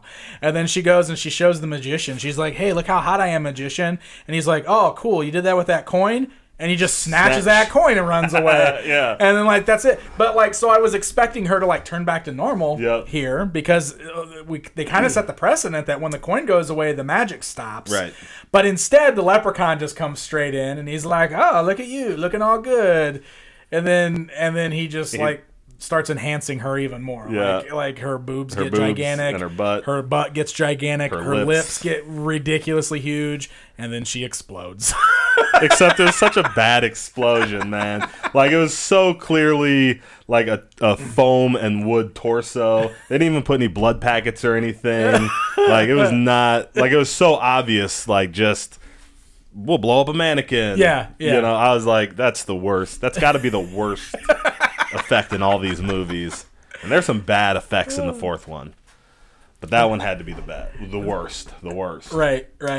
And then then there's a long time of them trying to cure that kid of leprechaun. Well, they quickly show the magician wishing to be the greatest magician in the world. But then they just kind of get away from that for a long time, and we start getting into this kid trying to get cured. Is it leprechaunthropy? Whoa. I don't know. Is that what it is? Is that what's going on? I don't know, man. But he's getting worse. He's turning more and more into a leprechaun. They take him to the hospital because of it. Did all that stuff with the doctors in the hospital. So the doctors they draw his blood and it's supposed to be green, except it doesn't. It's not so clearly. It's like water and food coloring. Right. Also, you gotta. She's like, look. The nurse is like, look at his blood, and he's like, must be some kind of fungal infection. I love the political commentary worked into the movie here too. Because where the doctor goes, "Son, this is very important. Please listen to this question and answer it." It's the matter of life. This is a matter between life and death. Do you have health insurance? Yeah. Like, wow. Well, then they find his money. Dude, they find the $40,000, and he goes, I guess they do have health insurance. Yeah. I'll order some more tests. He needs 2 or 3 MRIs. Yeah. They're like, we'll give him every test in the book. Yeah. He's like, we'll do this on this day and this on this day. Oh, you golf on Thursdays. Oh, all right. This is an emergency. This is an emergency, though. I was like, wow, somebody's really got an agenda here. Message. Yeah. Dude. Yeah, they just made the doctors out to be terrible people. Right. So they ended up getting murdered. Yeah, of course. Of course. Well, yeah. So then the leprechaun shows up, and they have that scene of him walking in like a nurse outfit, and I like just with the nurses. Yeah, nobody notices this hairy little nurse walking. Like that scene from Muppets in Space. No, doctor. Oh, doctor. Mm-hmm, doctor. Like, come on, man. And then he just goes to the morgue, murders that dude in the morgue, then calls the chick down to the morgue and tries to kill her down there. Right. And then our main kid wakes up and is like gone full leprechaun. Yeah, now he's got powers. He's the one. Yeah, he uses his powers and he kills all the doctors. Oh, he kills the doctor. He does kill the doctor and the nurse. I forgot they just had the hero of the movie just out and out killed all these doctors and nurses. Yeah, but it's okay because they were greedy, crooked, greedy doctors. So that's why they did it that way. Bananas, man. Well, this is where we have the little leprechaun face-off now, right? Because he comes in and he's like, "Oh yeah, he's like, don't touch her, I'll kill you." And then like we get the leprechaun fight. Kinda. Well, he just leaves right away. Yeah. Doesn't she? Or does she tell him? Who does she tell him? So, because somehow he ends up going back to get the magician. Yes. Well, because he finds out that he's the one that's got the coin, right? And the whole thing is like I think the main hero kid realizes that he's got to be the one that kills him or something, and that he might die too in the process. Because she's all like, "No, we'll use the coin and just wish you back to normal," and he's like, "Oh, it's too late for that." They do that. That's whole right. thing. That's right. They do that whole thing. So it's just we just leave the hospital where we wreaked all this havoc. Yeah. We go back to the casino because they cut immediately to the magician being an amazing magician, and there's a audience full of people, and this is an amazing kill too, because the leprechaun shows up. He pops out of one of the boxes instead of the assistant, the hot assistant. Yep. And then he ends up trapping the magician in the saw thing, and he pulls out a real chainsaw and just straight cuts him in half. And he pulls the thing apart, and all the guts and everything come out. Oh, it was awesome. I was like, that's perfect. It was a good one. Yeah. And then the chick and the hero kid run in, and they're like, It's not it's real. Run away. Dude, that was the best. And everybody gets up and runs. But my whole thing was there is not a chance in hell anybody wouldn't think that was just part of the show. You're in Vegas. Absolutely. They'd have just sat there the whole time. It would have been so much better if that whole crowd had just sat there and watched the end of this movie play out. He runs in and goes, "This guy is crazy. Everybody run." It was so bad, dude. And then they have another leprechaun fight. Yes. And he's got the amulet. She's got the amulet. Yeah. Although that doesn't matter at all, because then they grab that flamethrower and flame his gold, and it just disappears. That was oh my god, because they found out from the CD-ROM that's the one way to kill the leprechaun is to destroy his gold. Right. So they just shoot his pot of gold with fire, and it goes away. Yeah. I'm like, what? I don't think that's how you get rid of gold. I don't think it just vanishes. It just blow and then the fire. leprechaun bursts in the flame. Dude, he just bursts in the flame. And flies around, kicking his little feet. Oh, and you could totally see the cord swinging him around in the room, which was amazing. Oh my god, dude. Yeah. How bad. And then she was like, "Oh, we forgot to wish you back to normal first." And then he just magically turned back to normal at the end. Yep. And then they were like, "Oh, this is the start of a beautiful friendship." They did that whole thing at the end, remember? And then that was in full bogey. Yeah. How do you end on a full bogey impersonation? And then that was the end of the movie. Yeah. What is this kid? Oh, man. These movies don't know how to end at all. It's crazy. Dude. So that was my favorite one. That was your favorite one? Just compared to the other two, it was so much zanier. Like there was more crazy kills, there was more just weird stuff happening. So I was more entertained by it than the other ones. Like the first one was kind of boring to me. The first one was still trying to be a real horror movie. Yes. The second one, I don't know what the second one was trying to be. I don't know. And then you're right. This one they were just like, they went all in on just the wacky stuff. We're making the Leprechaun. They made goofy villains. They made the Leprechaun real wacky. I mean, at one point he's walking into the casino and like that Elvis impersonator pulls up. An Elvis impersonator gets out of a limo with full paparazzi taking pictures of him. Yeah, and like it's really Elvis. Yeah, like it's really Elvis. And then like he has an interaction with Elvis. I like those shoes. They come in blue suede. Yeah.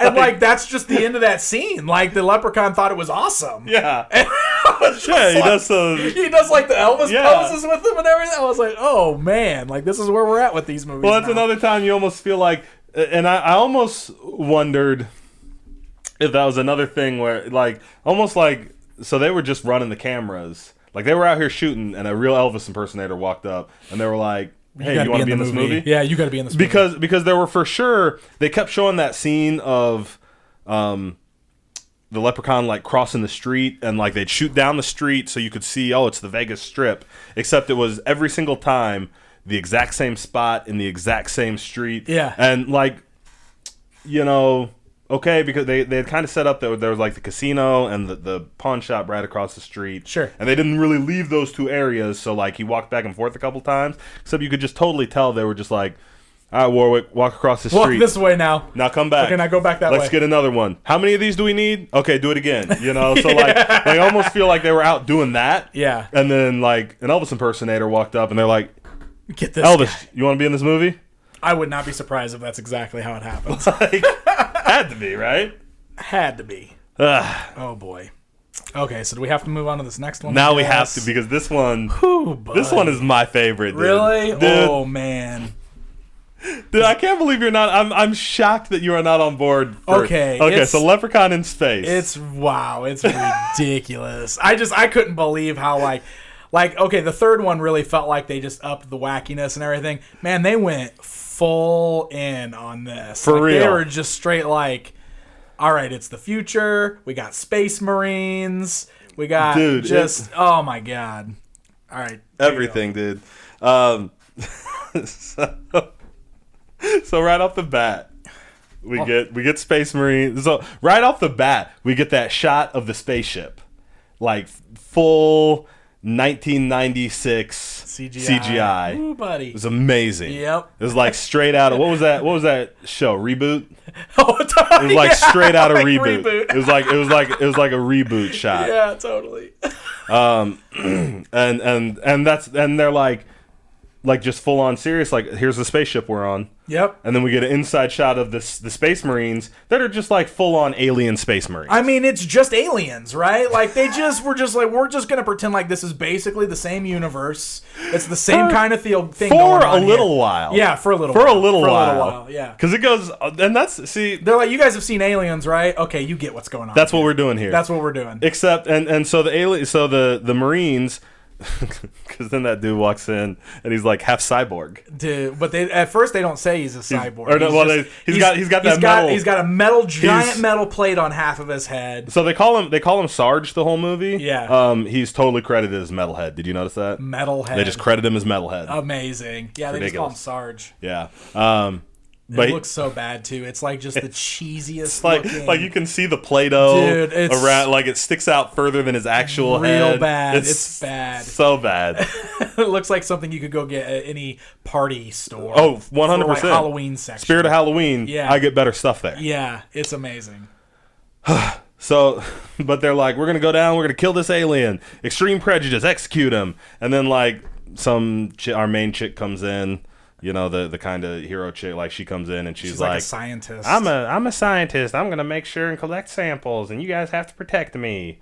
and they're like super sexist. And yeah, they're like, we have this chick in here. No girls allowed. Even though there's a girl. Even though there's a girl Marine. Yeah. They're like, God, we're not taking any girls with us, blah, blah. And he goes over to, like, question their employer. Yeah. Like, do Marines get Apparently that's what's going on here. These Space Marines are under contract. Right. So, like, in Aliens, that was a thing because Weyland-Yutani was a corporation that ruled the Federation or whatever they're supposed to be. This movie just knows that we've seen that. This movie is like, we'll just contract some Space Marines. Like, is that how that works? I mean, they know we've seen that. So they're not Marines, they're mercenaries. Yeah, right? basically. Yeah. Anyway, bounty hunters. I laugh so hard because he goes over to, like, call their employer, and that dude's face comes up on the screen, dude. And it is so just that dude's face. Yeah.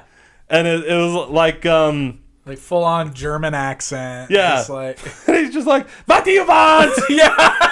Like we're full on. You will take the woman. We're just full on in a cartoon now. Dude, it's insane. It was like something out of Mystery Science Theater 3000. I feel like they had. Yeah. But so they just talked to that head for a minute, and he's like, "Fine, let's go." And then we cut to the planet, and it's the Leprechaun having like a full-on, high fantasy with dinner. Like he's in a cave with this princess who looks like an elf princess. Yeah. And he's just like, "I'm going to marry you." And she's like, "You can't do that." And he's like, "But I'm rich." And she's like, "Okay then, as long as we kill my dad." Yeah. So wait, if we're following the lore, does that mean it's been 1,000 years? It's his birthday. Years. She's totally got to sneeze 3 times. Then you guys are good to go. But no, they don't bring any of that stuff up at all. He's just going to marry this chick. So I love it. Like, okay, again, we get no explanation between movies. Like, this movie just straight up starts in space. Clearly the future. They're talking about this alien they need to take out. And then we find out that the alien they need to take out is just the Leprechaun, who's just on a random planet, still looking like the normal Leprechaun, wearing the old Leprechaun outfit and everything. Like, this is just bananas. It's, okay. So the Space Marines show up, and they storm the lair, and a couple of them get split up. And the Leprechaun pops up and totally lightsaber murders one of them. Dude, yeah, he pulls out a lightsaber. How is this not your favorite thing ever? No, this was my favorite thing ever. Because was this even the part where, or was that later on? Because he totally does like a Darth Vader like little monologue where he's like, "Join the green side." Oh, that's later. Okay. Oh my God. So at this part, he pulls out a lightsaber. that was in the third one. That was the third one when he was talking to the kid. He told that kid to join the green side, and the music actually played like Star Wars sounding Imperial March. It was dumb. Okay, so in this one, he just straight pulls out a lightsaber. Yeah, cuts that dude's leg. I love how he cuts his legs off one at a time. Like the one leg, then the other leg, and the guy falls down because a second like Monty Python Black Knight style. Yeah. And then he cuts his head off. Yes. And then that's the end of that guy. His little green lightsaber. Yeah. Then he goes. So he kills that dude. Then when the rest of the Marines find him, he just has a full out gun battle with him. Like he's got his own little. He's like, and he's like ducking behind stalactites, and they're all like shooting at him, and he's like, "You'll never take me alive." That's so ridiculous. And then they blow him up. They explode him, dude. They shoot him with that one gun, and he just blows up into chunks. Yeah. And doesn't the chick get? Oh no, he totally makes the hero play and dives on that. They threw that grenade. It's about to blow up the princess. That's what it was. And he dives on the grenade and it blows him up. That's why he explodes. Yeah. So he's totally like the hero of this movie at this point. So they end up taking that girl back to the ship. Yep. She's like unconscious. She was knocked out. One of her hands was blown off. One of her hands was blown off. Yeah. And they take her and they take his gold back. Yes, they take his gold. And then they're all kind of rejoicing. Yeah. They're having it's so weird. Like the Marines are having this party, except like they're having the party and the chick and one of the dudes kind of sneak off to go do stuff. Yeah. And the other 3 dudes are like, except one of them's like, "Hey, you guys remember when our friend died today?" Like, I I know. Yo, bro. Because at first I was like, wow, these dudes are awfully happy for their friend getting murdered today. And then like we get through that whole scene, and then that one dude says something, and I'm like, oh, okay. Well, then at least one of them knows, right? Except then he totally blows it up, like, because as soon as that the scientist chick comes in, and he's totally like, hold on, guys. He goes over to hit on her, and they have the most awkward, non-flirting conversation ever. Like, I legitimately, like, this had to be the best acting in all 4 movies.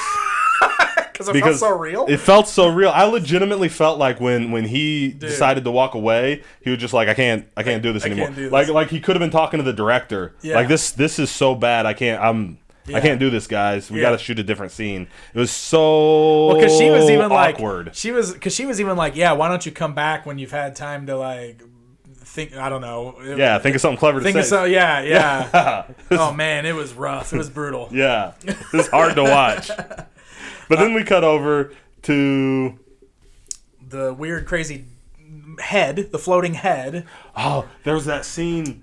There's that scene because they're trying to figure out he extends their contract. Remember that's right. He extends their contract because their mission was over after this. That was their last. That was their last mission. Their contract expires at midnight. They're going home. Right. And he was like, "No, you will stay on this ship." Just it was a cartoon character. And there's that. So then that other doctor scientist, the little creepy one, is there too. Oh yeah. And he's like operating on the princess. Yeah. And he starts getting creepy with her. Oof. You know, like peeling her clothes off, which sniffing her, and ooh boy. Yeah, which is totally like you can write a creepy character if they're supposed to be creepy, right? Yeah. But I was cracking up because that monitor just like with that dude's face just popped up right behind him. Oh my god, I know. And it just like sits there for a minute and just watches. Yeah, except it was totally just like a still picture at that point. Yeah. And he's like, "What are you doing?" Every time that dude talked, man, I lost it. Especially when he was on the monitor, I was like, "This is amazing." So this is where we found out her hand grew back, right? And then the doctor, the floating head, explains that her race has like rejuvenation genes or something. Yeah, like they have the ability to regenerate. Yep, is what I'm. I need her DNA. Yeah, so he's trying to get her DNA. So, but then we cut back to the 2 Marines that went off to do stuff. And this is... So, I want to say this real quick. This is bonkers to me, all of this, because we're going into all this insane stuff with, like, this weird doctor trying to get the DNA from the princess and the weird Marines going on. This movie has a good 30 to 40-minute stretch where there's no Leprechaun in it. It's just all this other weird sci-fi insanity. Yeah. It's full on, and they are full in. Yeah, all the way in. Yeah, all the way it's in. So just good, treating dude. it like it's just like So finally we cut back to the the 2 Marines, the chick and the dude Marine. Yeah. And this is where they're fooling around. Yeah. And this scene, dude, this scene, right? The Leprechaun full-on chest bursts, right? He full-on alien chest bursts, except... It's not the chest. It's not the chest. It's the dude's, south of the chest. The dude's junk. Dude, he junk bursts. He junk bursts this dude. My favorite part, though, is like they're getting all hot and heavy, and she's peeling her clothes off, and he just starts going, Oh, not so rough. It's not a handle. And she's like, I haven't even started yet. And then he just starts wiggling around and screaming. But she goes, what did I do? What did I do? And then they show that shot where like they show his boxers and you just see it like jerking around by itself under his boxers. Oh my god, dude. And then the Leprechaun bursts out of it. Yes. It's amazing. How did he get in there? Dude, what is going on? We don't need to know. I laughed so hard. It was amazing, dude. Yeah, this was amazing. Because then he pops out.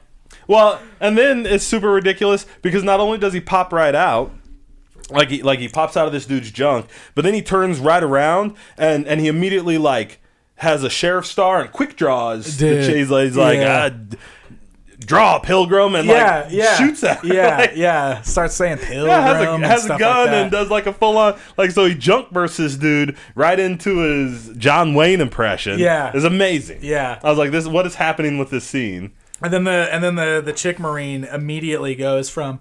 Well, because, like the dude, falls over dead after he gets junk bursts. And she goes... He did, too. She's like, dead right away. Oh, my God, are you okay? and then she bends down and goes, he's dead! But then turns right around and goes, full on badass Marine chick. It's like an instant snap from, it's so jarring and weird. So she's all of a sudden got her gun and she's walking around, in her tiny little bra. Right. And with her big old space gun, just having this battle with the Leprechaun. You could tell this is one of those things it's the 90s-est thing dude, ever. it's the 90s-est thing ever. You could tell, they were envisioning it, too. Just And then the Space Marine female walks in with her breasts all out and her giant machine space gun, and she goes to battle with the leper. That's probably how it was written in the script. Yes. Because that's totally what the scene was. Yes. But she ends up running away, right?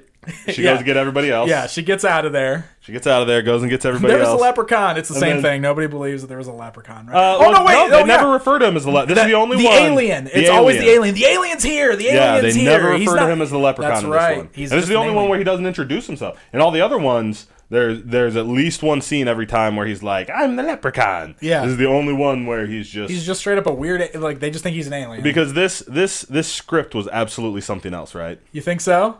It has to be. And then they just and they were like, bought it and put the leprechaun in it? Yeah, somebody got, somebody wrote this script and they were like, this is ridiculous, it's aliens. And they were like, no, did you read, what about the mutant and this other thing? And they're like, this is aliens and it's bad. And then it floated around, and I'm sure a bunch of studios bought it from each other because they were like, we got this alien script, you want it? And they were like, alien script? It's not, we don't have the aliens rights. Well, it's not aliens, it's an alien script. Yeah, we'll make that. You're probably right. Oh, this is bad. And then finally somebody got it and they were like, what if we put the leprechaun? How ridiculous would it be? Just run a search and replace for Alien and Leprechaun. How amazing would that be? And somebody was like, I'll make that movie. In. Call Warwick Davis. In. Yeah, for real. But I love this part because so she comes in and she's like, the alien's here and he killed so-and-so. She doesn't mention how he killed him. Yeah. Which would have been. She leaves that part out. Yeah. Which would have been my favorite part where she explains, he jerk busted. He junk burst him. Yeah. He jerk bunched him. Same thing. Good way to go. But then they go running. So I love that they go running right down to the waste disposal area where there's apparently flesh eating. Yeah. Well, my favorite part is how they were just going to go running in there, and the scientist girl had to be like, no, you can't do that. And they were like, why not, girl? Yeah. She's flesh-eating bacteria will kill you. Yeah. She had to fight with them. Yeah, and she's like, you have to put on these suits. So they put on these suits. Giant dumb hazmat suits. Yeah, these stupid hazmat suits. Don't even look like futuristic spacesuits. They're just regular old hazmat suits. They look a step down from the ones they wore in E.T. So they look so bad. And of course the leprechaun is in there and he's got his own suit. Yeah, yeah, that was my favorite part, that the leprechaun was also wearing a hazmat suit. Well, right.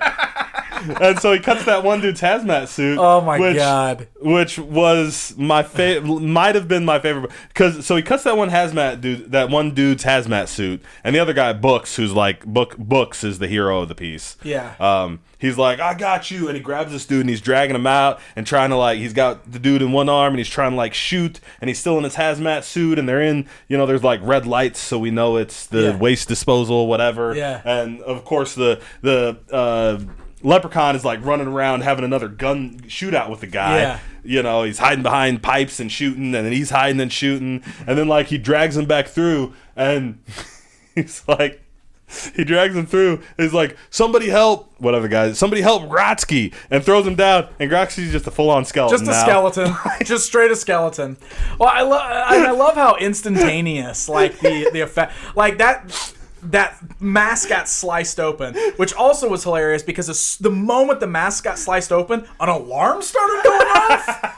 And I was like, why did that trigger an alarm? But okay. So it's like, meow, meow. We got like sci-fi alarm going off. And immediately, like, this mask gets cut, and he's just immediately frying. I'm like, wow, that fast. Like the flesh-eating bacteria just flew straight in there, and they got him. Yeah, and then he's just a full-on skeleton by the time they get to the door. I was just when he threw that guy down, he's like, we got it. He's like, you got Bronski. And he's just like, I'm like that job. I laughed so hard, dude. I had to pause the movie. I was like, this is my favorite movie. And then it just gets better.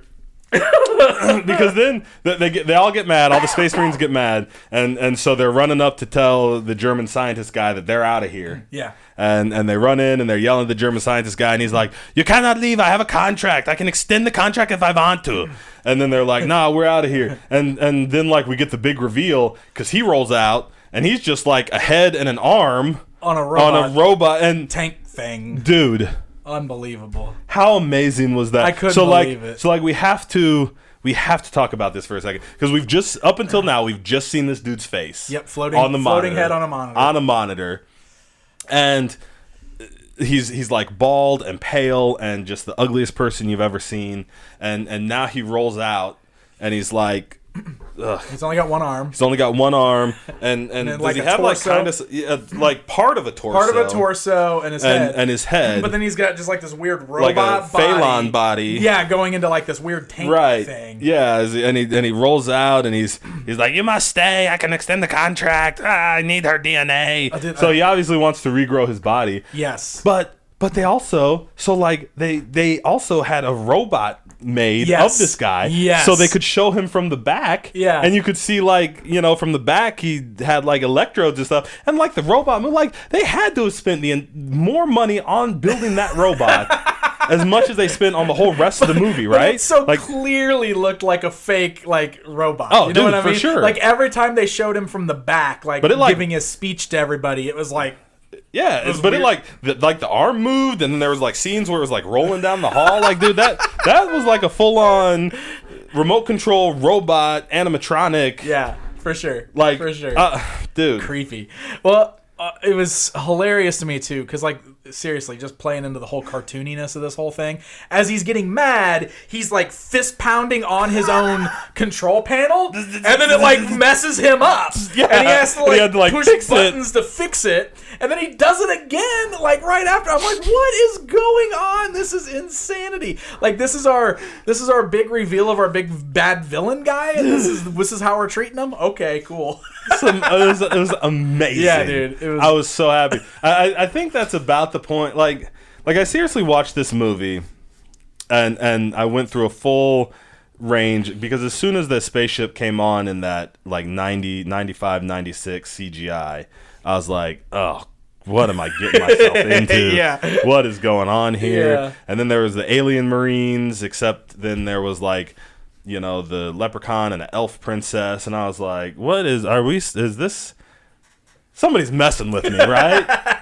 Like this isn't real. Yeah. And like it just goes on, and it was about this point, and then like I was full on laughing. Like they did the junk burst, and I was like, that's hilarious. Dude. And then they did the like when that dude just got eaten by the when he was just a full on skeleton, like he dragged him all the way back and threw him down, and he's just a full on skeleton. I'm like, this is amazing. And then when that dude comes rolling out in the reveal, I'm like, done, all in. All in. Movie, you win all in, and you have earned my all in. Take me on your ride. And boy, did they take me on the ride. Boy. Because now we go on. So he tells him about he's going to develop, regeneration technology with the chicks' DNA. And he promises them, they demand points on the back end and stuff. So the Marines are all bought back in, which I thought was super hilarious because they're having this negotiation, and he's like, we want 5% each on the back end and points, and he's like 1.2% of the net, not the gross, and they have this little back and forth. And then he's like, finally like the Marines are like, we get extra money? in. Yeah. We're in. Yeah. And then they run out in the hallway to fight and as soon as they get like out in the hallway, they're like, this is bullcrap. I'm out of here. You know, like like I'm not fighting him. Like as soon as they're there to fight the you know, the leprechaun, the alien. Sorry, the alien. So. Well, so now the leprechaun just starts picking them all off. Picking them off one by one. With classic alien style. Pick them all off. So I also wanted to point out one of the Marines is totally in. He's in. The Black Marine is totally the guy. He was in one of the Friday the 13th. Really? Yeah, he's a guy. I don't know his name, but he's in like a bunch of stuff.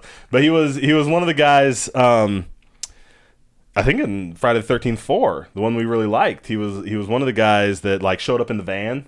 Okay. No, he was the guy that got murdered in the outhouse. Oh, he was totally the guy that got murdered in the outhouse. Okay. Wow. Yeah. Awesome. And he's been in a couple things, and he was in a lot in the 80s. Like you'd recognize him if you saw him. Yeah. I mean, I'm sure you went, who is that? Yeah, totally. Recognize him. But yeah, totally. I'm always a fan when that dude shows up, even though I don't know his name or anything. I think he was in like Harlem Nights and stuff like that. He's been in a lot of stuff. I should look up his name. I'm going to keep talking about this movie. Okay. So it's because he lives, Books lives, and the scientist chick lives. Right. And they kill the metal. No, they don't. Did they kill anybody? No. They killed the chick Marine. The leprechaun kills the chick Marine. The leprechaun kills because she falls off Marine. the bridge. Remember, Yep. he smashes her one hand with his like shillelagh thing or whatever it was he had, and then he just peeled her fingers off until she fell to her death. The one guy he like hypnotizes Sarge and makes Sarge dress like a chick and start singing and dancing and beating up the other dude. Yeah, and beating everybody else. Like, what was that nonsense? And then we find out he's a robot. And then we find out he's a robot when he finally dies. He was an android the whole time. Yes. Well, because they set up this whole backstory for him, remember? Because like the scientist chick was like, "How'd he get his head like that?" And they were like, "Oh, he saved Book's life." Yeah, they said that he got half his head blown off, but was still able to pick him up and carry him to safety or whatever. Yep. So like that's how they set him up. But yeah, then like he gets hypnotized by the leprechaun, dresses like a woman, starts singing and dancing, then has like a battle with himself. Because he's like I'm a Marine, I gotta kill, and he's like having an argument with himself. Yep. And then ends up dying, and like they smash in his metal head, and he was an android the whole time. Well, because so the one Marine and Books. Yeah. The one Marine that's left and the chick is there and Books. Yeah. And they're just totally like. The scientist lady is there, and the Marine is totally like, we gotta kill him, and Books is like, he saved my life, we can't, and like he'd smack him and do stuff, and he's like, I'm gonna kill him, he's like, no don't, Sarge, it's me, Sarge, you saved my life. Yeah. And the dude's like, and then finally the dude's just like, you know what, I'm gonna kill him, and smashes his head in. Yep. And he's like, oh, he's a robot, and everybody's just like, huh, how about that? It was a robot and then they go on running. And then that's it. Yeah. How about that? See you, Sarge, the robot. Yeah. He squashes one dude, but then the leprechaun goes to confront the creepy doctor and the big villain guy. Yeah. And this is where... Because he's looking for his gold, right? Oh, and not yet. He's looking for the princess right now. He's looking for the princess, yes. Yeah. And so they're checking on the princess. And he comes in, and he smashes that dude's head with the plant. Dude. That platter. He throws that platter across the room. It hits that dude in the face, and Tom and Jerry style, his head turns into like a big old flat, like the platter peels off his face, and his face is flat, and he falls over dead. Right. Like, what in the world was that? Well, my favorite part is how hard the leprechaun laughs at that. Yeah. Like he's like, you know, like he's always like through all the movies, he's like, nee. But this one he's like, oh my god, he like loses it. I ain't never seen that before. Right, dude. So then he wakes his princess up. Yeah. And of course the German guy is there. He can't do anything at all now, apparently. Well, yeah.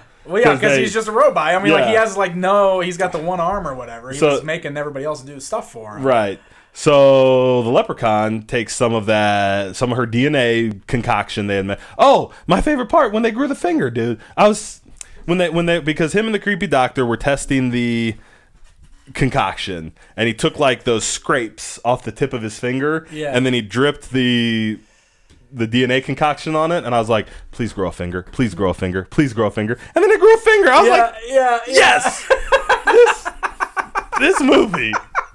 This movie. Yeah. And so now the Leprechaun has this concoction, and he drops like some bug. He drops a big spider or like a tarantula. He drops like a tarantula in it, and they had some. And I don't know why they had these on this spaceship. Right. But he drops like a scorpion in there and blends it all up, and then injects it into the German dude. Dude, he sticks it in his head.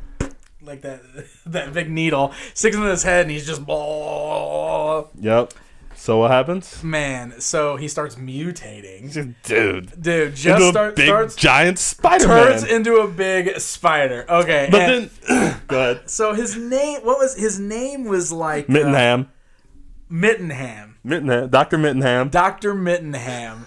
He's turned into this big giant spider, and he's doing this whole thing where he's like recording like a captain's log. There's only part of me left. The spider's taking over. I gotta save my work before the spider flies.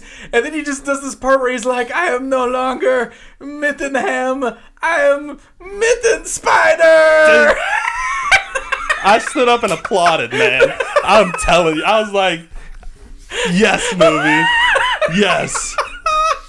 Believe it, dude. I am saddled up. We are on this ride. Oh boy, dude, I was so happy. He's just this big giant spider thing. Well, it just made me wonder: was he like part pig before? Did he change? Because he changed from Mittenham to Mitten Spider. So yeah, part pig to okay, that's what it is. I don't need to look into the backstory.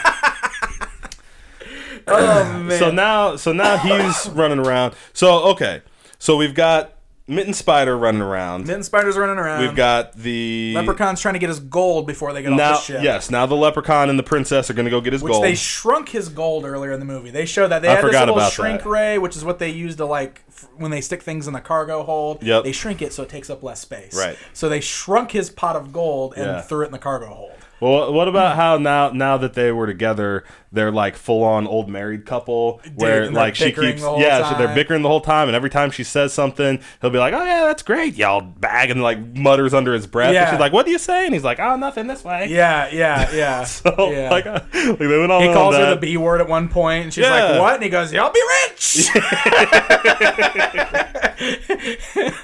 And she's like, "Ooh." Yeah. It's so ridiculous. He puts a green force field over the escape pod because we also have Books, the scientist lady. Oh, and the self-destruct's been enacted. Oh, that's right. The self-destruct. Self-destruct's going on, so they're trying to hurry up and get off the ship before it blows. The Leprechaun and the princess are going to get the gold and get off the ship. Yep. So it's like a race to who gets off the ship kind of a thing right now. And then Mitten Spider's just being a spider. Run around spinning webs. Because now they'll like run into a room and it's like hanging with spider webs. Yeah, and they're just like, that's weird. And they just run through the room. Yeah. And like nothing happened. And then like, so then they can't get on the spaceship, so they have to go fight the Leprechaun. Well, they send the one Marine up to shut off the to shut off the self-destruct, right? Because they can't get in the escape pod. Yeah, because the Leprechaun put that green force field on it. Right. So he's like, fine, I'll go. And he leaves, and they go in to have another full-on shootout with the Leprechaun in the cargo bay. Yeah. And shit, I love so, dude. So we cut back. So they go in. The Leprechaun's there. He's all mad because they shrunk his gold. And when they walk in, they start shooting at him. And he just pulls out his gun, and they start having like a shootout. You know, like they're both out, and she hasn't wanted to. The scientist chick hasn't wanted to shoot anything or kill anything the whole movie, but now she's ready. He's got to be stopped. She's ready. So they're having the shootout, and then we cut to the other Marine, and he's just all webbed up, but at the computer, still like typing stuff, trying to get the thing. And he's just like, I'm hanging out, and I'm like, what? He's like, I'm all webbed up. And I'm like, what? Hold on, like they're on. Intercoms or whatever now, and he's like, I'm trying. They're like, can you get that shut off? We're having a shootout down here, and he's like, I'm trying. I'm all webbed up. He's like, I'm not a fly, and like so Mitten Spider just webbed him up and then was just like, cool, I'm out of here. Yeah, yeah. Oh, you're not a fly. I'm out of here. Oh, but like webbed him up and hung him by the. I didn't know what, but I'm so happy. Yeah. So he just keeps working on the thing, and they like keep cutting back. Like when they cut back to him every once in a while, and they're just like, "You done yet?" And he's like, "No, I have no idea what's going on." And they're like, "Okay, we'll keep shooting." I don't know what's happening here. But so then finally, like he's shooting, and she's like. The scientist chick, so Books is shooting at the leprechaun, and scientist is like, cover me, I'm gonna sneak around, and she tries to sneak around to get and she gets over on the side of him, and she jumps out to shoot him, but she's just empty. Yeah. And she like throws her gun, and it hits the shrink ray. But it reverses. Yep. And so it makes the Leprechaun giant. Yep. So we have a giant leprechaun walking around. This movie has everything.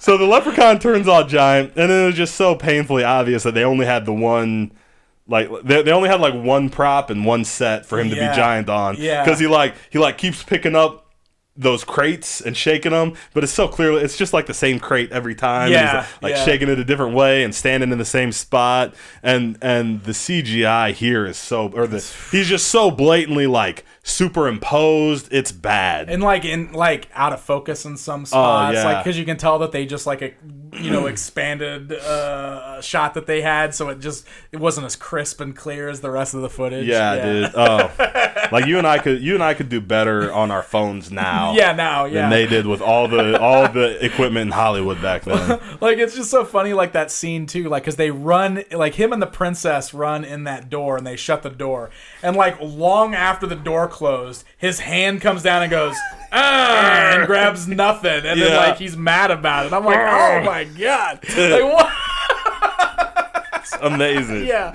But I also love, because it gets so we get so 90s again here, because Books gets like shot in the shoulder, and so he has to rip his shirt and bulletproof vest off, and so then he spends the rest of the movie, and he's a pretty jacked dude. Yeah. But he's just so totally like not Rambo, he's got like black pants on and he's running around with no shirt and his gun, like for the whole rest of the movie. But he's trying to fight the giant leprechaun now, so he'll just like run behind a crate and like shoot, and then like run behind another crate, and like it's just so 90s. And I laughed so hard because now they've sent the scientist chick back to help the other Marine. She's like, you got to go help him. He's got to, because he still can't figure anything out, right? And he's still webbed up. And she's like, you got to go help him. And so she decides to go up to help him by crawling through like the air vents. So now Mitten Spider is like popping up in the air vents, and she's like running around. Yeah. But that one point, Mitten Spider, dude, that one point he breaks in like over top of her and grabs at her and just pulls her pants off in one go. They just come right off. Yeah, and dude. She like crawls away. Yeah. And so now she has to finish the movie in like a black tank top and like those high hip 90s panties, and I'm just like, man, dude, this is so ridiculous. What is this?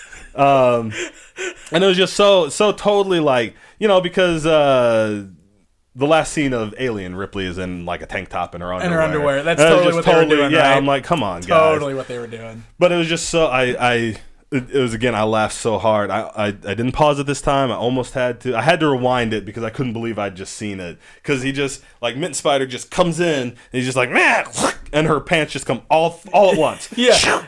And I'm just like, what? Did I really see? Is that? Yeah. Is this really where we're at? Why not? At this Okay. point? Yeah. Jeez, okay. Movie. Great. Then she runs up and just leaves the other Marine like hung up while she's trying to undo the stuff. Mitten Spider comes in behind her, and he's like, she like shoots him, and it doesn't hurt him. And the dude's like hung up, and he's like, you got to get the liquid nitrogen. It's over there.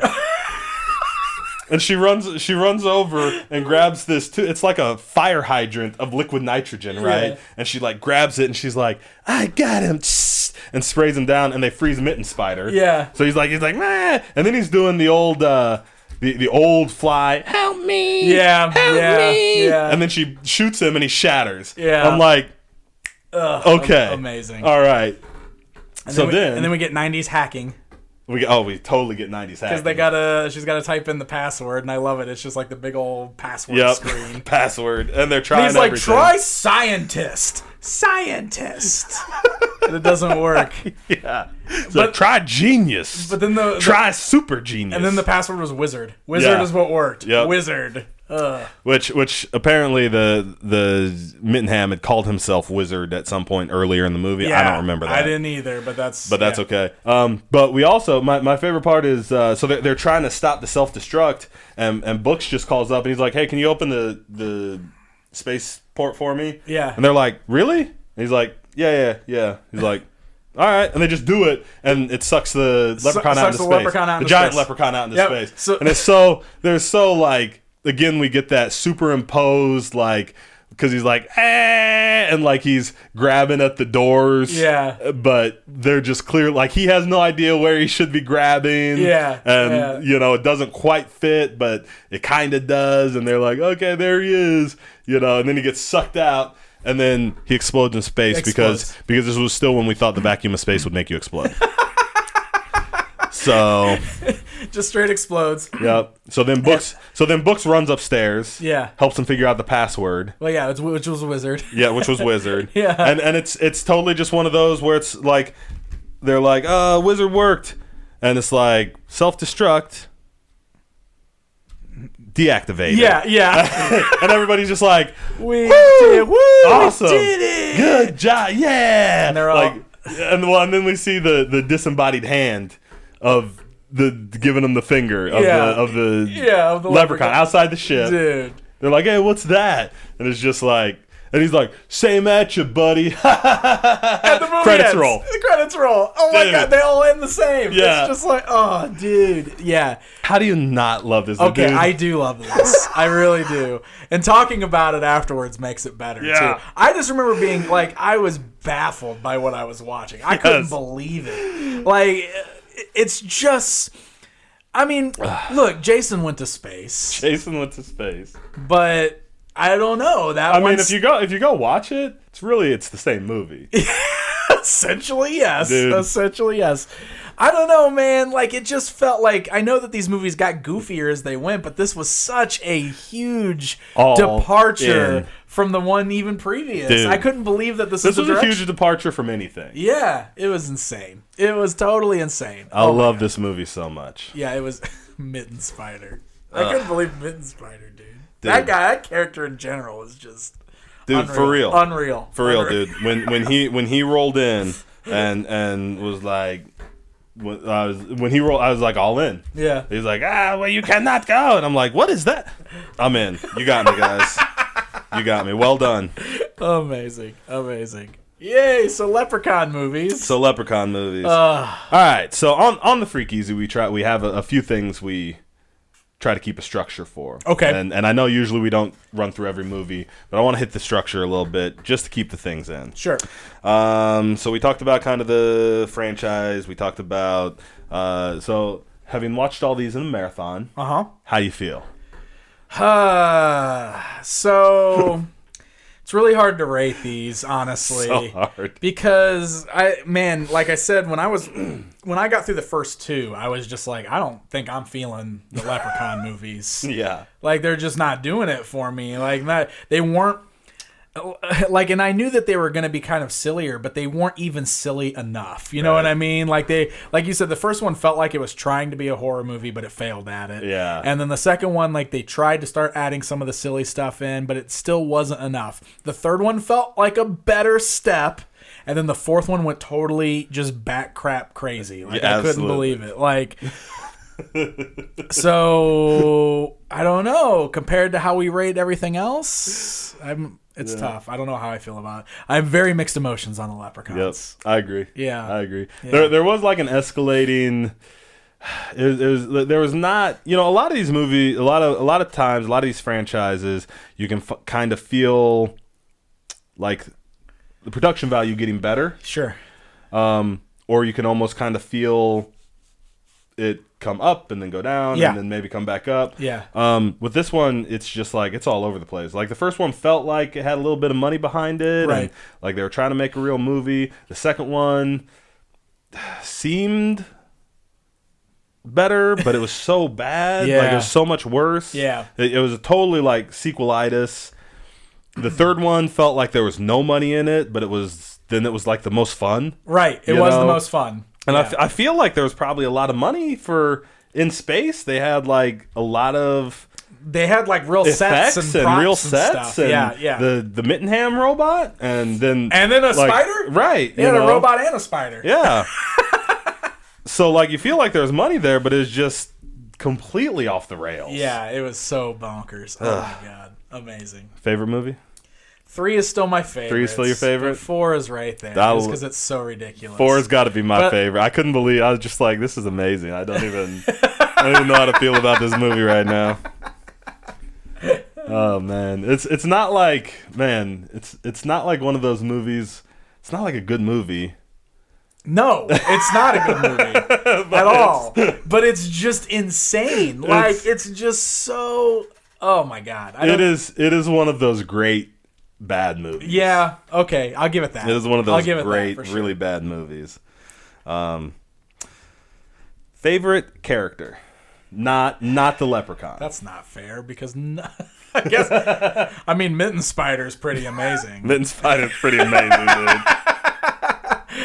But none of the characters. Oh, okay. So, the uncle guy from part 2. Yeah. Out of anybody, he's like the only one that really stands out as like his own character. Yeah. Everybody else is just really so bland and so throughout most of these movies, except for the weird cast of characters at the casino. I guess like they stand out a little bit. But I really did like the uncle in that second movie. So I really did like the magician's assistant. In the third one. Yeah. I thought she was really good all around. I was like, man, she should be in better movies. Yeah, she should be in better movies. Least favorite character you most wanted to see die. Whether they did or not. Okay. So mine, I'll give you a second to think. Yeah. Because mine's actually a tie. Okay. Because I really wanted the little kid in the first one to die. The little kid in the first one. Dude. Man, I can get on board, I think, with that. Dude, I hated that kid, man. I know he's a kid, and we're not supposed to want to see the little kids die, but it's a horror movie, and that little kid was a jerk. Yeah, he was. He just needed. I was waiting for him to die. He didn't. The other one was the half leprechaun hero kid. Oh yeah, protagonist from the third one. Yeah, I really wanted him to die, and yeah. I was sad he didn't. You were sad he didn't die. Both the guys I really wanted to die survived these movies. So yeah, I don't know. I guess I didn't really have that feeling strong. I was excited to get to see the magician die. Yeah. And I was satisfied with the way he died. Totally. So I guess that would be my best one for that spot. All right. Favorite kill. Okay, so it's definitely it's between kissing the blades. Okay. That was good. Yeah. And probably that magician's kill. Yeah. I really liked the magician's kill. Yeah, the magician kill was good. I think my favorite like I love the junk burst. The pogo stick. Did he pogo stick? He pogo stick. He hopped that dude to death. I wish they showed it just a little bit more because it wasn't enough for me. Like I don't know how to say that the right way, but like I wish I would have seen that pogo stick bouncing off that dude's face, but I don't know. It just like that scene just went by so fast. I was like, Yeah, but I think my favorite, like my favorite is. Although I don't know how much credit he can actually get. My favorite is the guy who gets eaten by the flesh-eating bacteria. Okay. Because that dude, like, I think it's, because, and it almost makes me wonder if that movie, if In Space isn't smarter than I give it credit for, because they totally give us that scene we've seen 1,000 times of a soldier saving another soldier, dragging the wounded man while he fights off the enemy and then gets him to safety. Except when he gets the dude to safety, the dude's just straight up a skeleton already eaten to death by the flesh-eating bacteria. I don't know, man. It's brilliant. It was good. It's brilliant. It was real good. Yeah, I liked that one too. Well, All right. I'm glad we watched them. I'm glad we watched Just like them. always with these, it's like one of those things where it's like, I'm glad I know now. Yeah. I'm glad I now know. you know. Now you know. Oh man, I like I said, I went ahead and watched In the Hood, and it is so bad. But there's a second one of those. I know. And like I seriously, I thought about watching the second one, and I was just like, I can't do it to myself. I cannot. It was so bad. You just need a little bit of a break. I need a little bit of a break. Yeah. And I am interested in the two newer ones, because those are like the last few years. I want to see them too. You know, the one with Hornswoggle. I guess we're gonna have to get together and watch them maybe. It goes low on the list though. Maybe we've got a lot more Hellraisers to watch. Oh, we do still got more Hellraisers to watch. We've got, and those are actually watchable. And we've still got several more Puppet Masters to watch, and those are less less watchable. Yeah, those were very those are what they are. Yeah, they are what they are. I love them. But that's going to wrap us up Yay. for this very special episode of the Freak Easy. I do it terrible. Yeah, I can't do it either. See, I'd worry about offending any Irish listeners, except I'm pretty sure I'm just offending everybody with how bad it is. Yeah. So I think they'll just be like, oh, why would you do that accent? Before Right. they're like, oh, why would you do that accent? I get it, guys. Yeah. Guys, thank you for joining us for this special holiday St. Patrick's Day version of the Freak Easy. I'm glad we got to do this. this. It was a blast. Yeah. Don't forget to catch us every other Wednesday on our regularly scheduled podcast, The Geek Easy. Oh, yeah. You can find us on YouTube. Like, comment, subscribe. You can find us on SoundCloud, Stitcher, Podbean, Google Play, Apple's podcast app. Pretty much anywhere where you can find podcasts, you can find us. You should be able to find us. Yep. We're out there. You can also, and should also, head over to find us on Facebook, give us a like, the Geek Easy Podcast. And on our regular podcast, we usually answer fan questions, so that's where you'll be able to ask us questions. Absolutely. You can ask us all about the Leprechaun series. There you go. Well, or anything better. Just ask us about 4.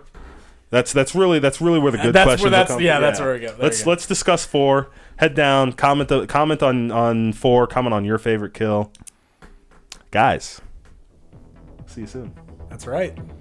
Stay freaky. Oh, that works. Stay freaky. That works for this one. It's not like stay geeky. We need a sign off. We're gonna have to find a sign off. We definitely need a sign off.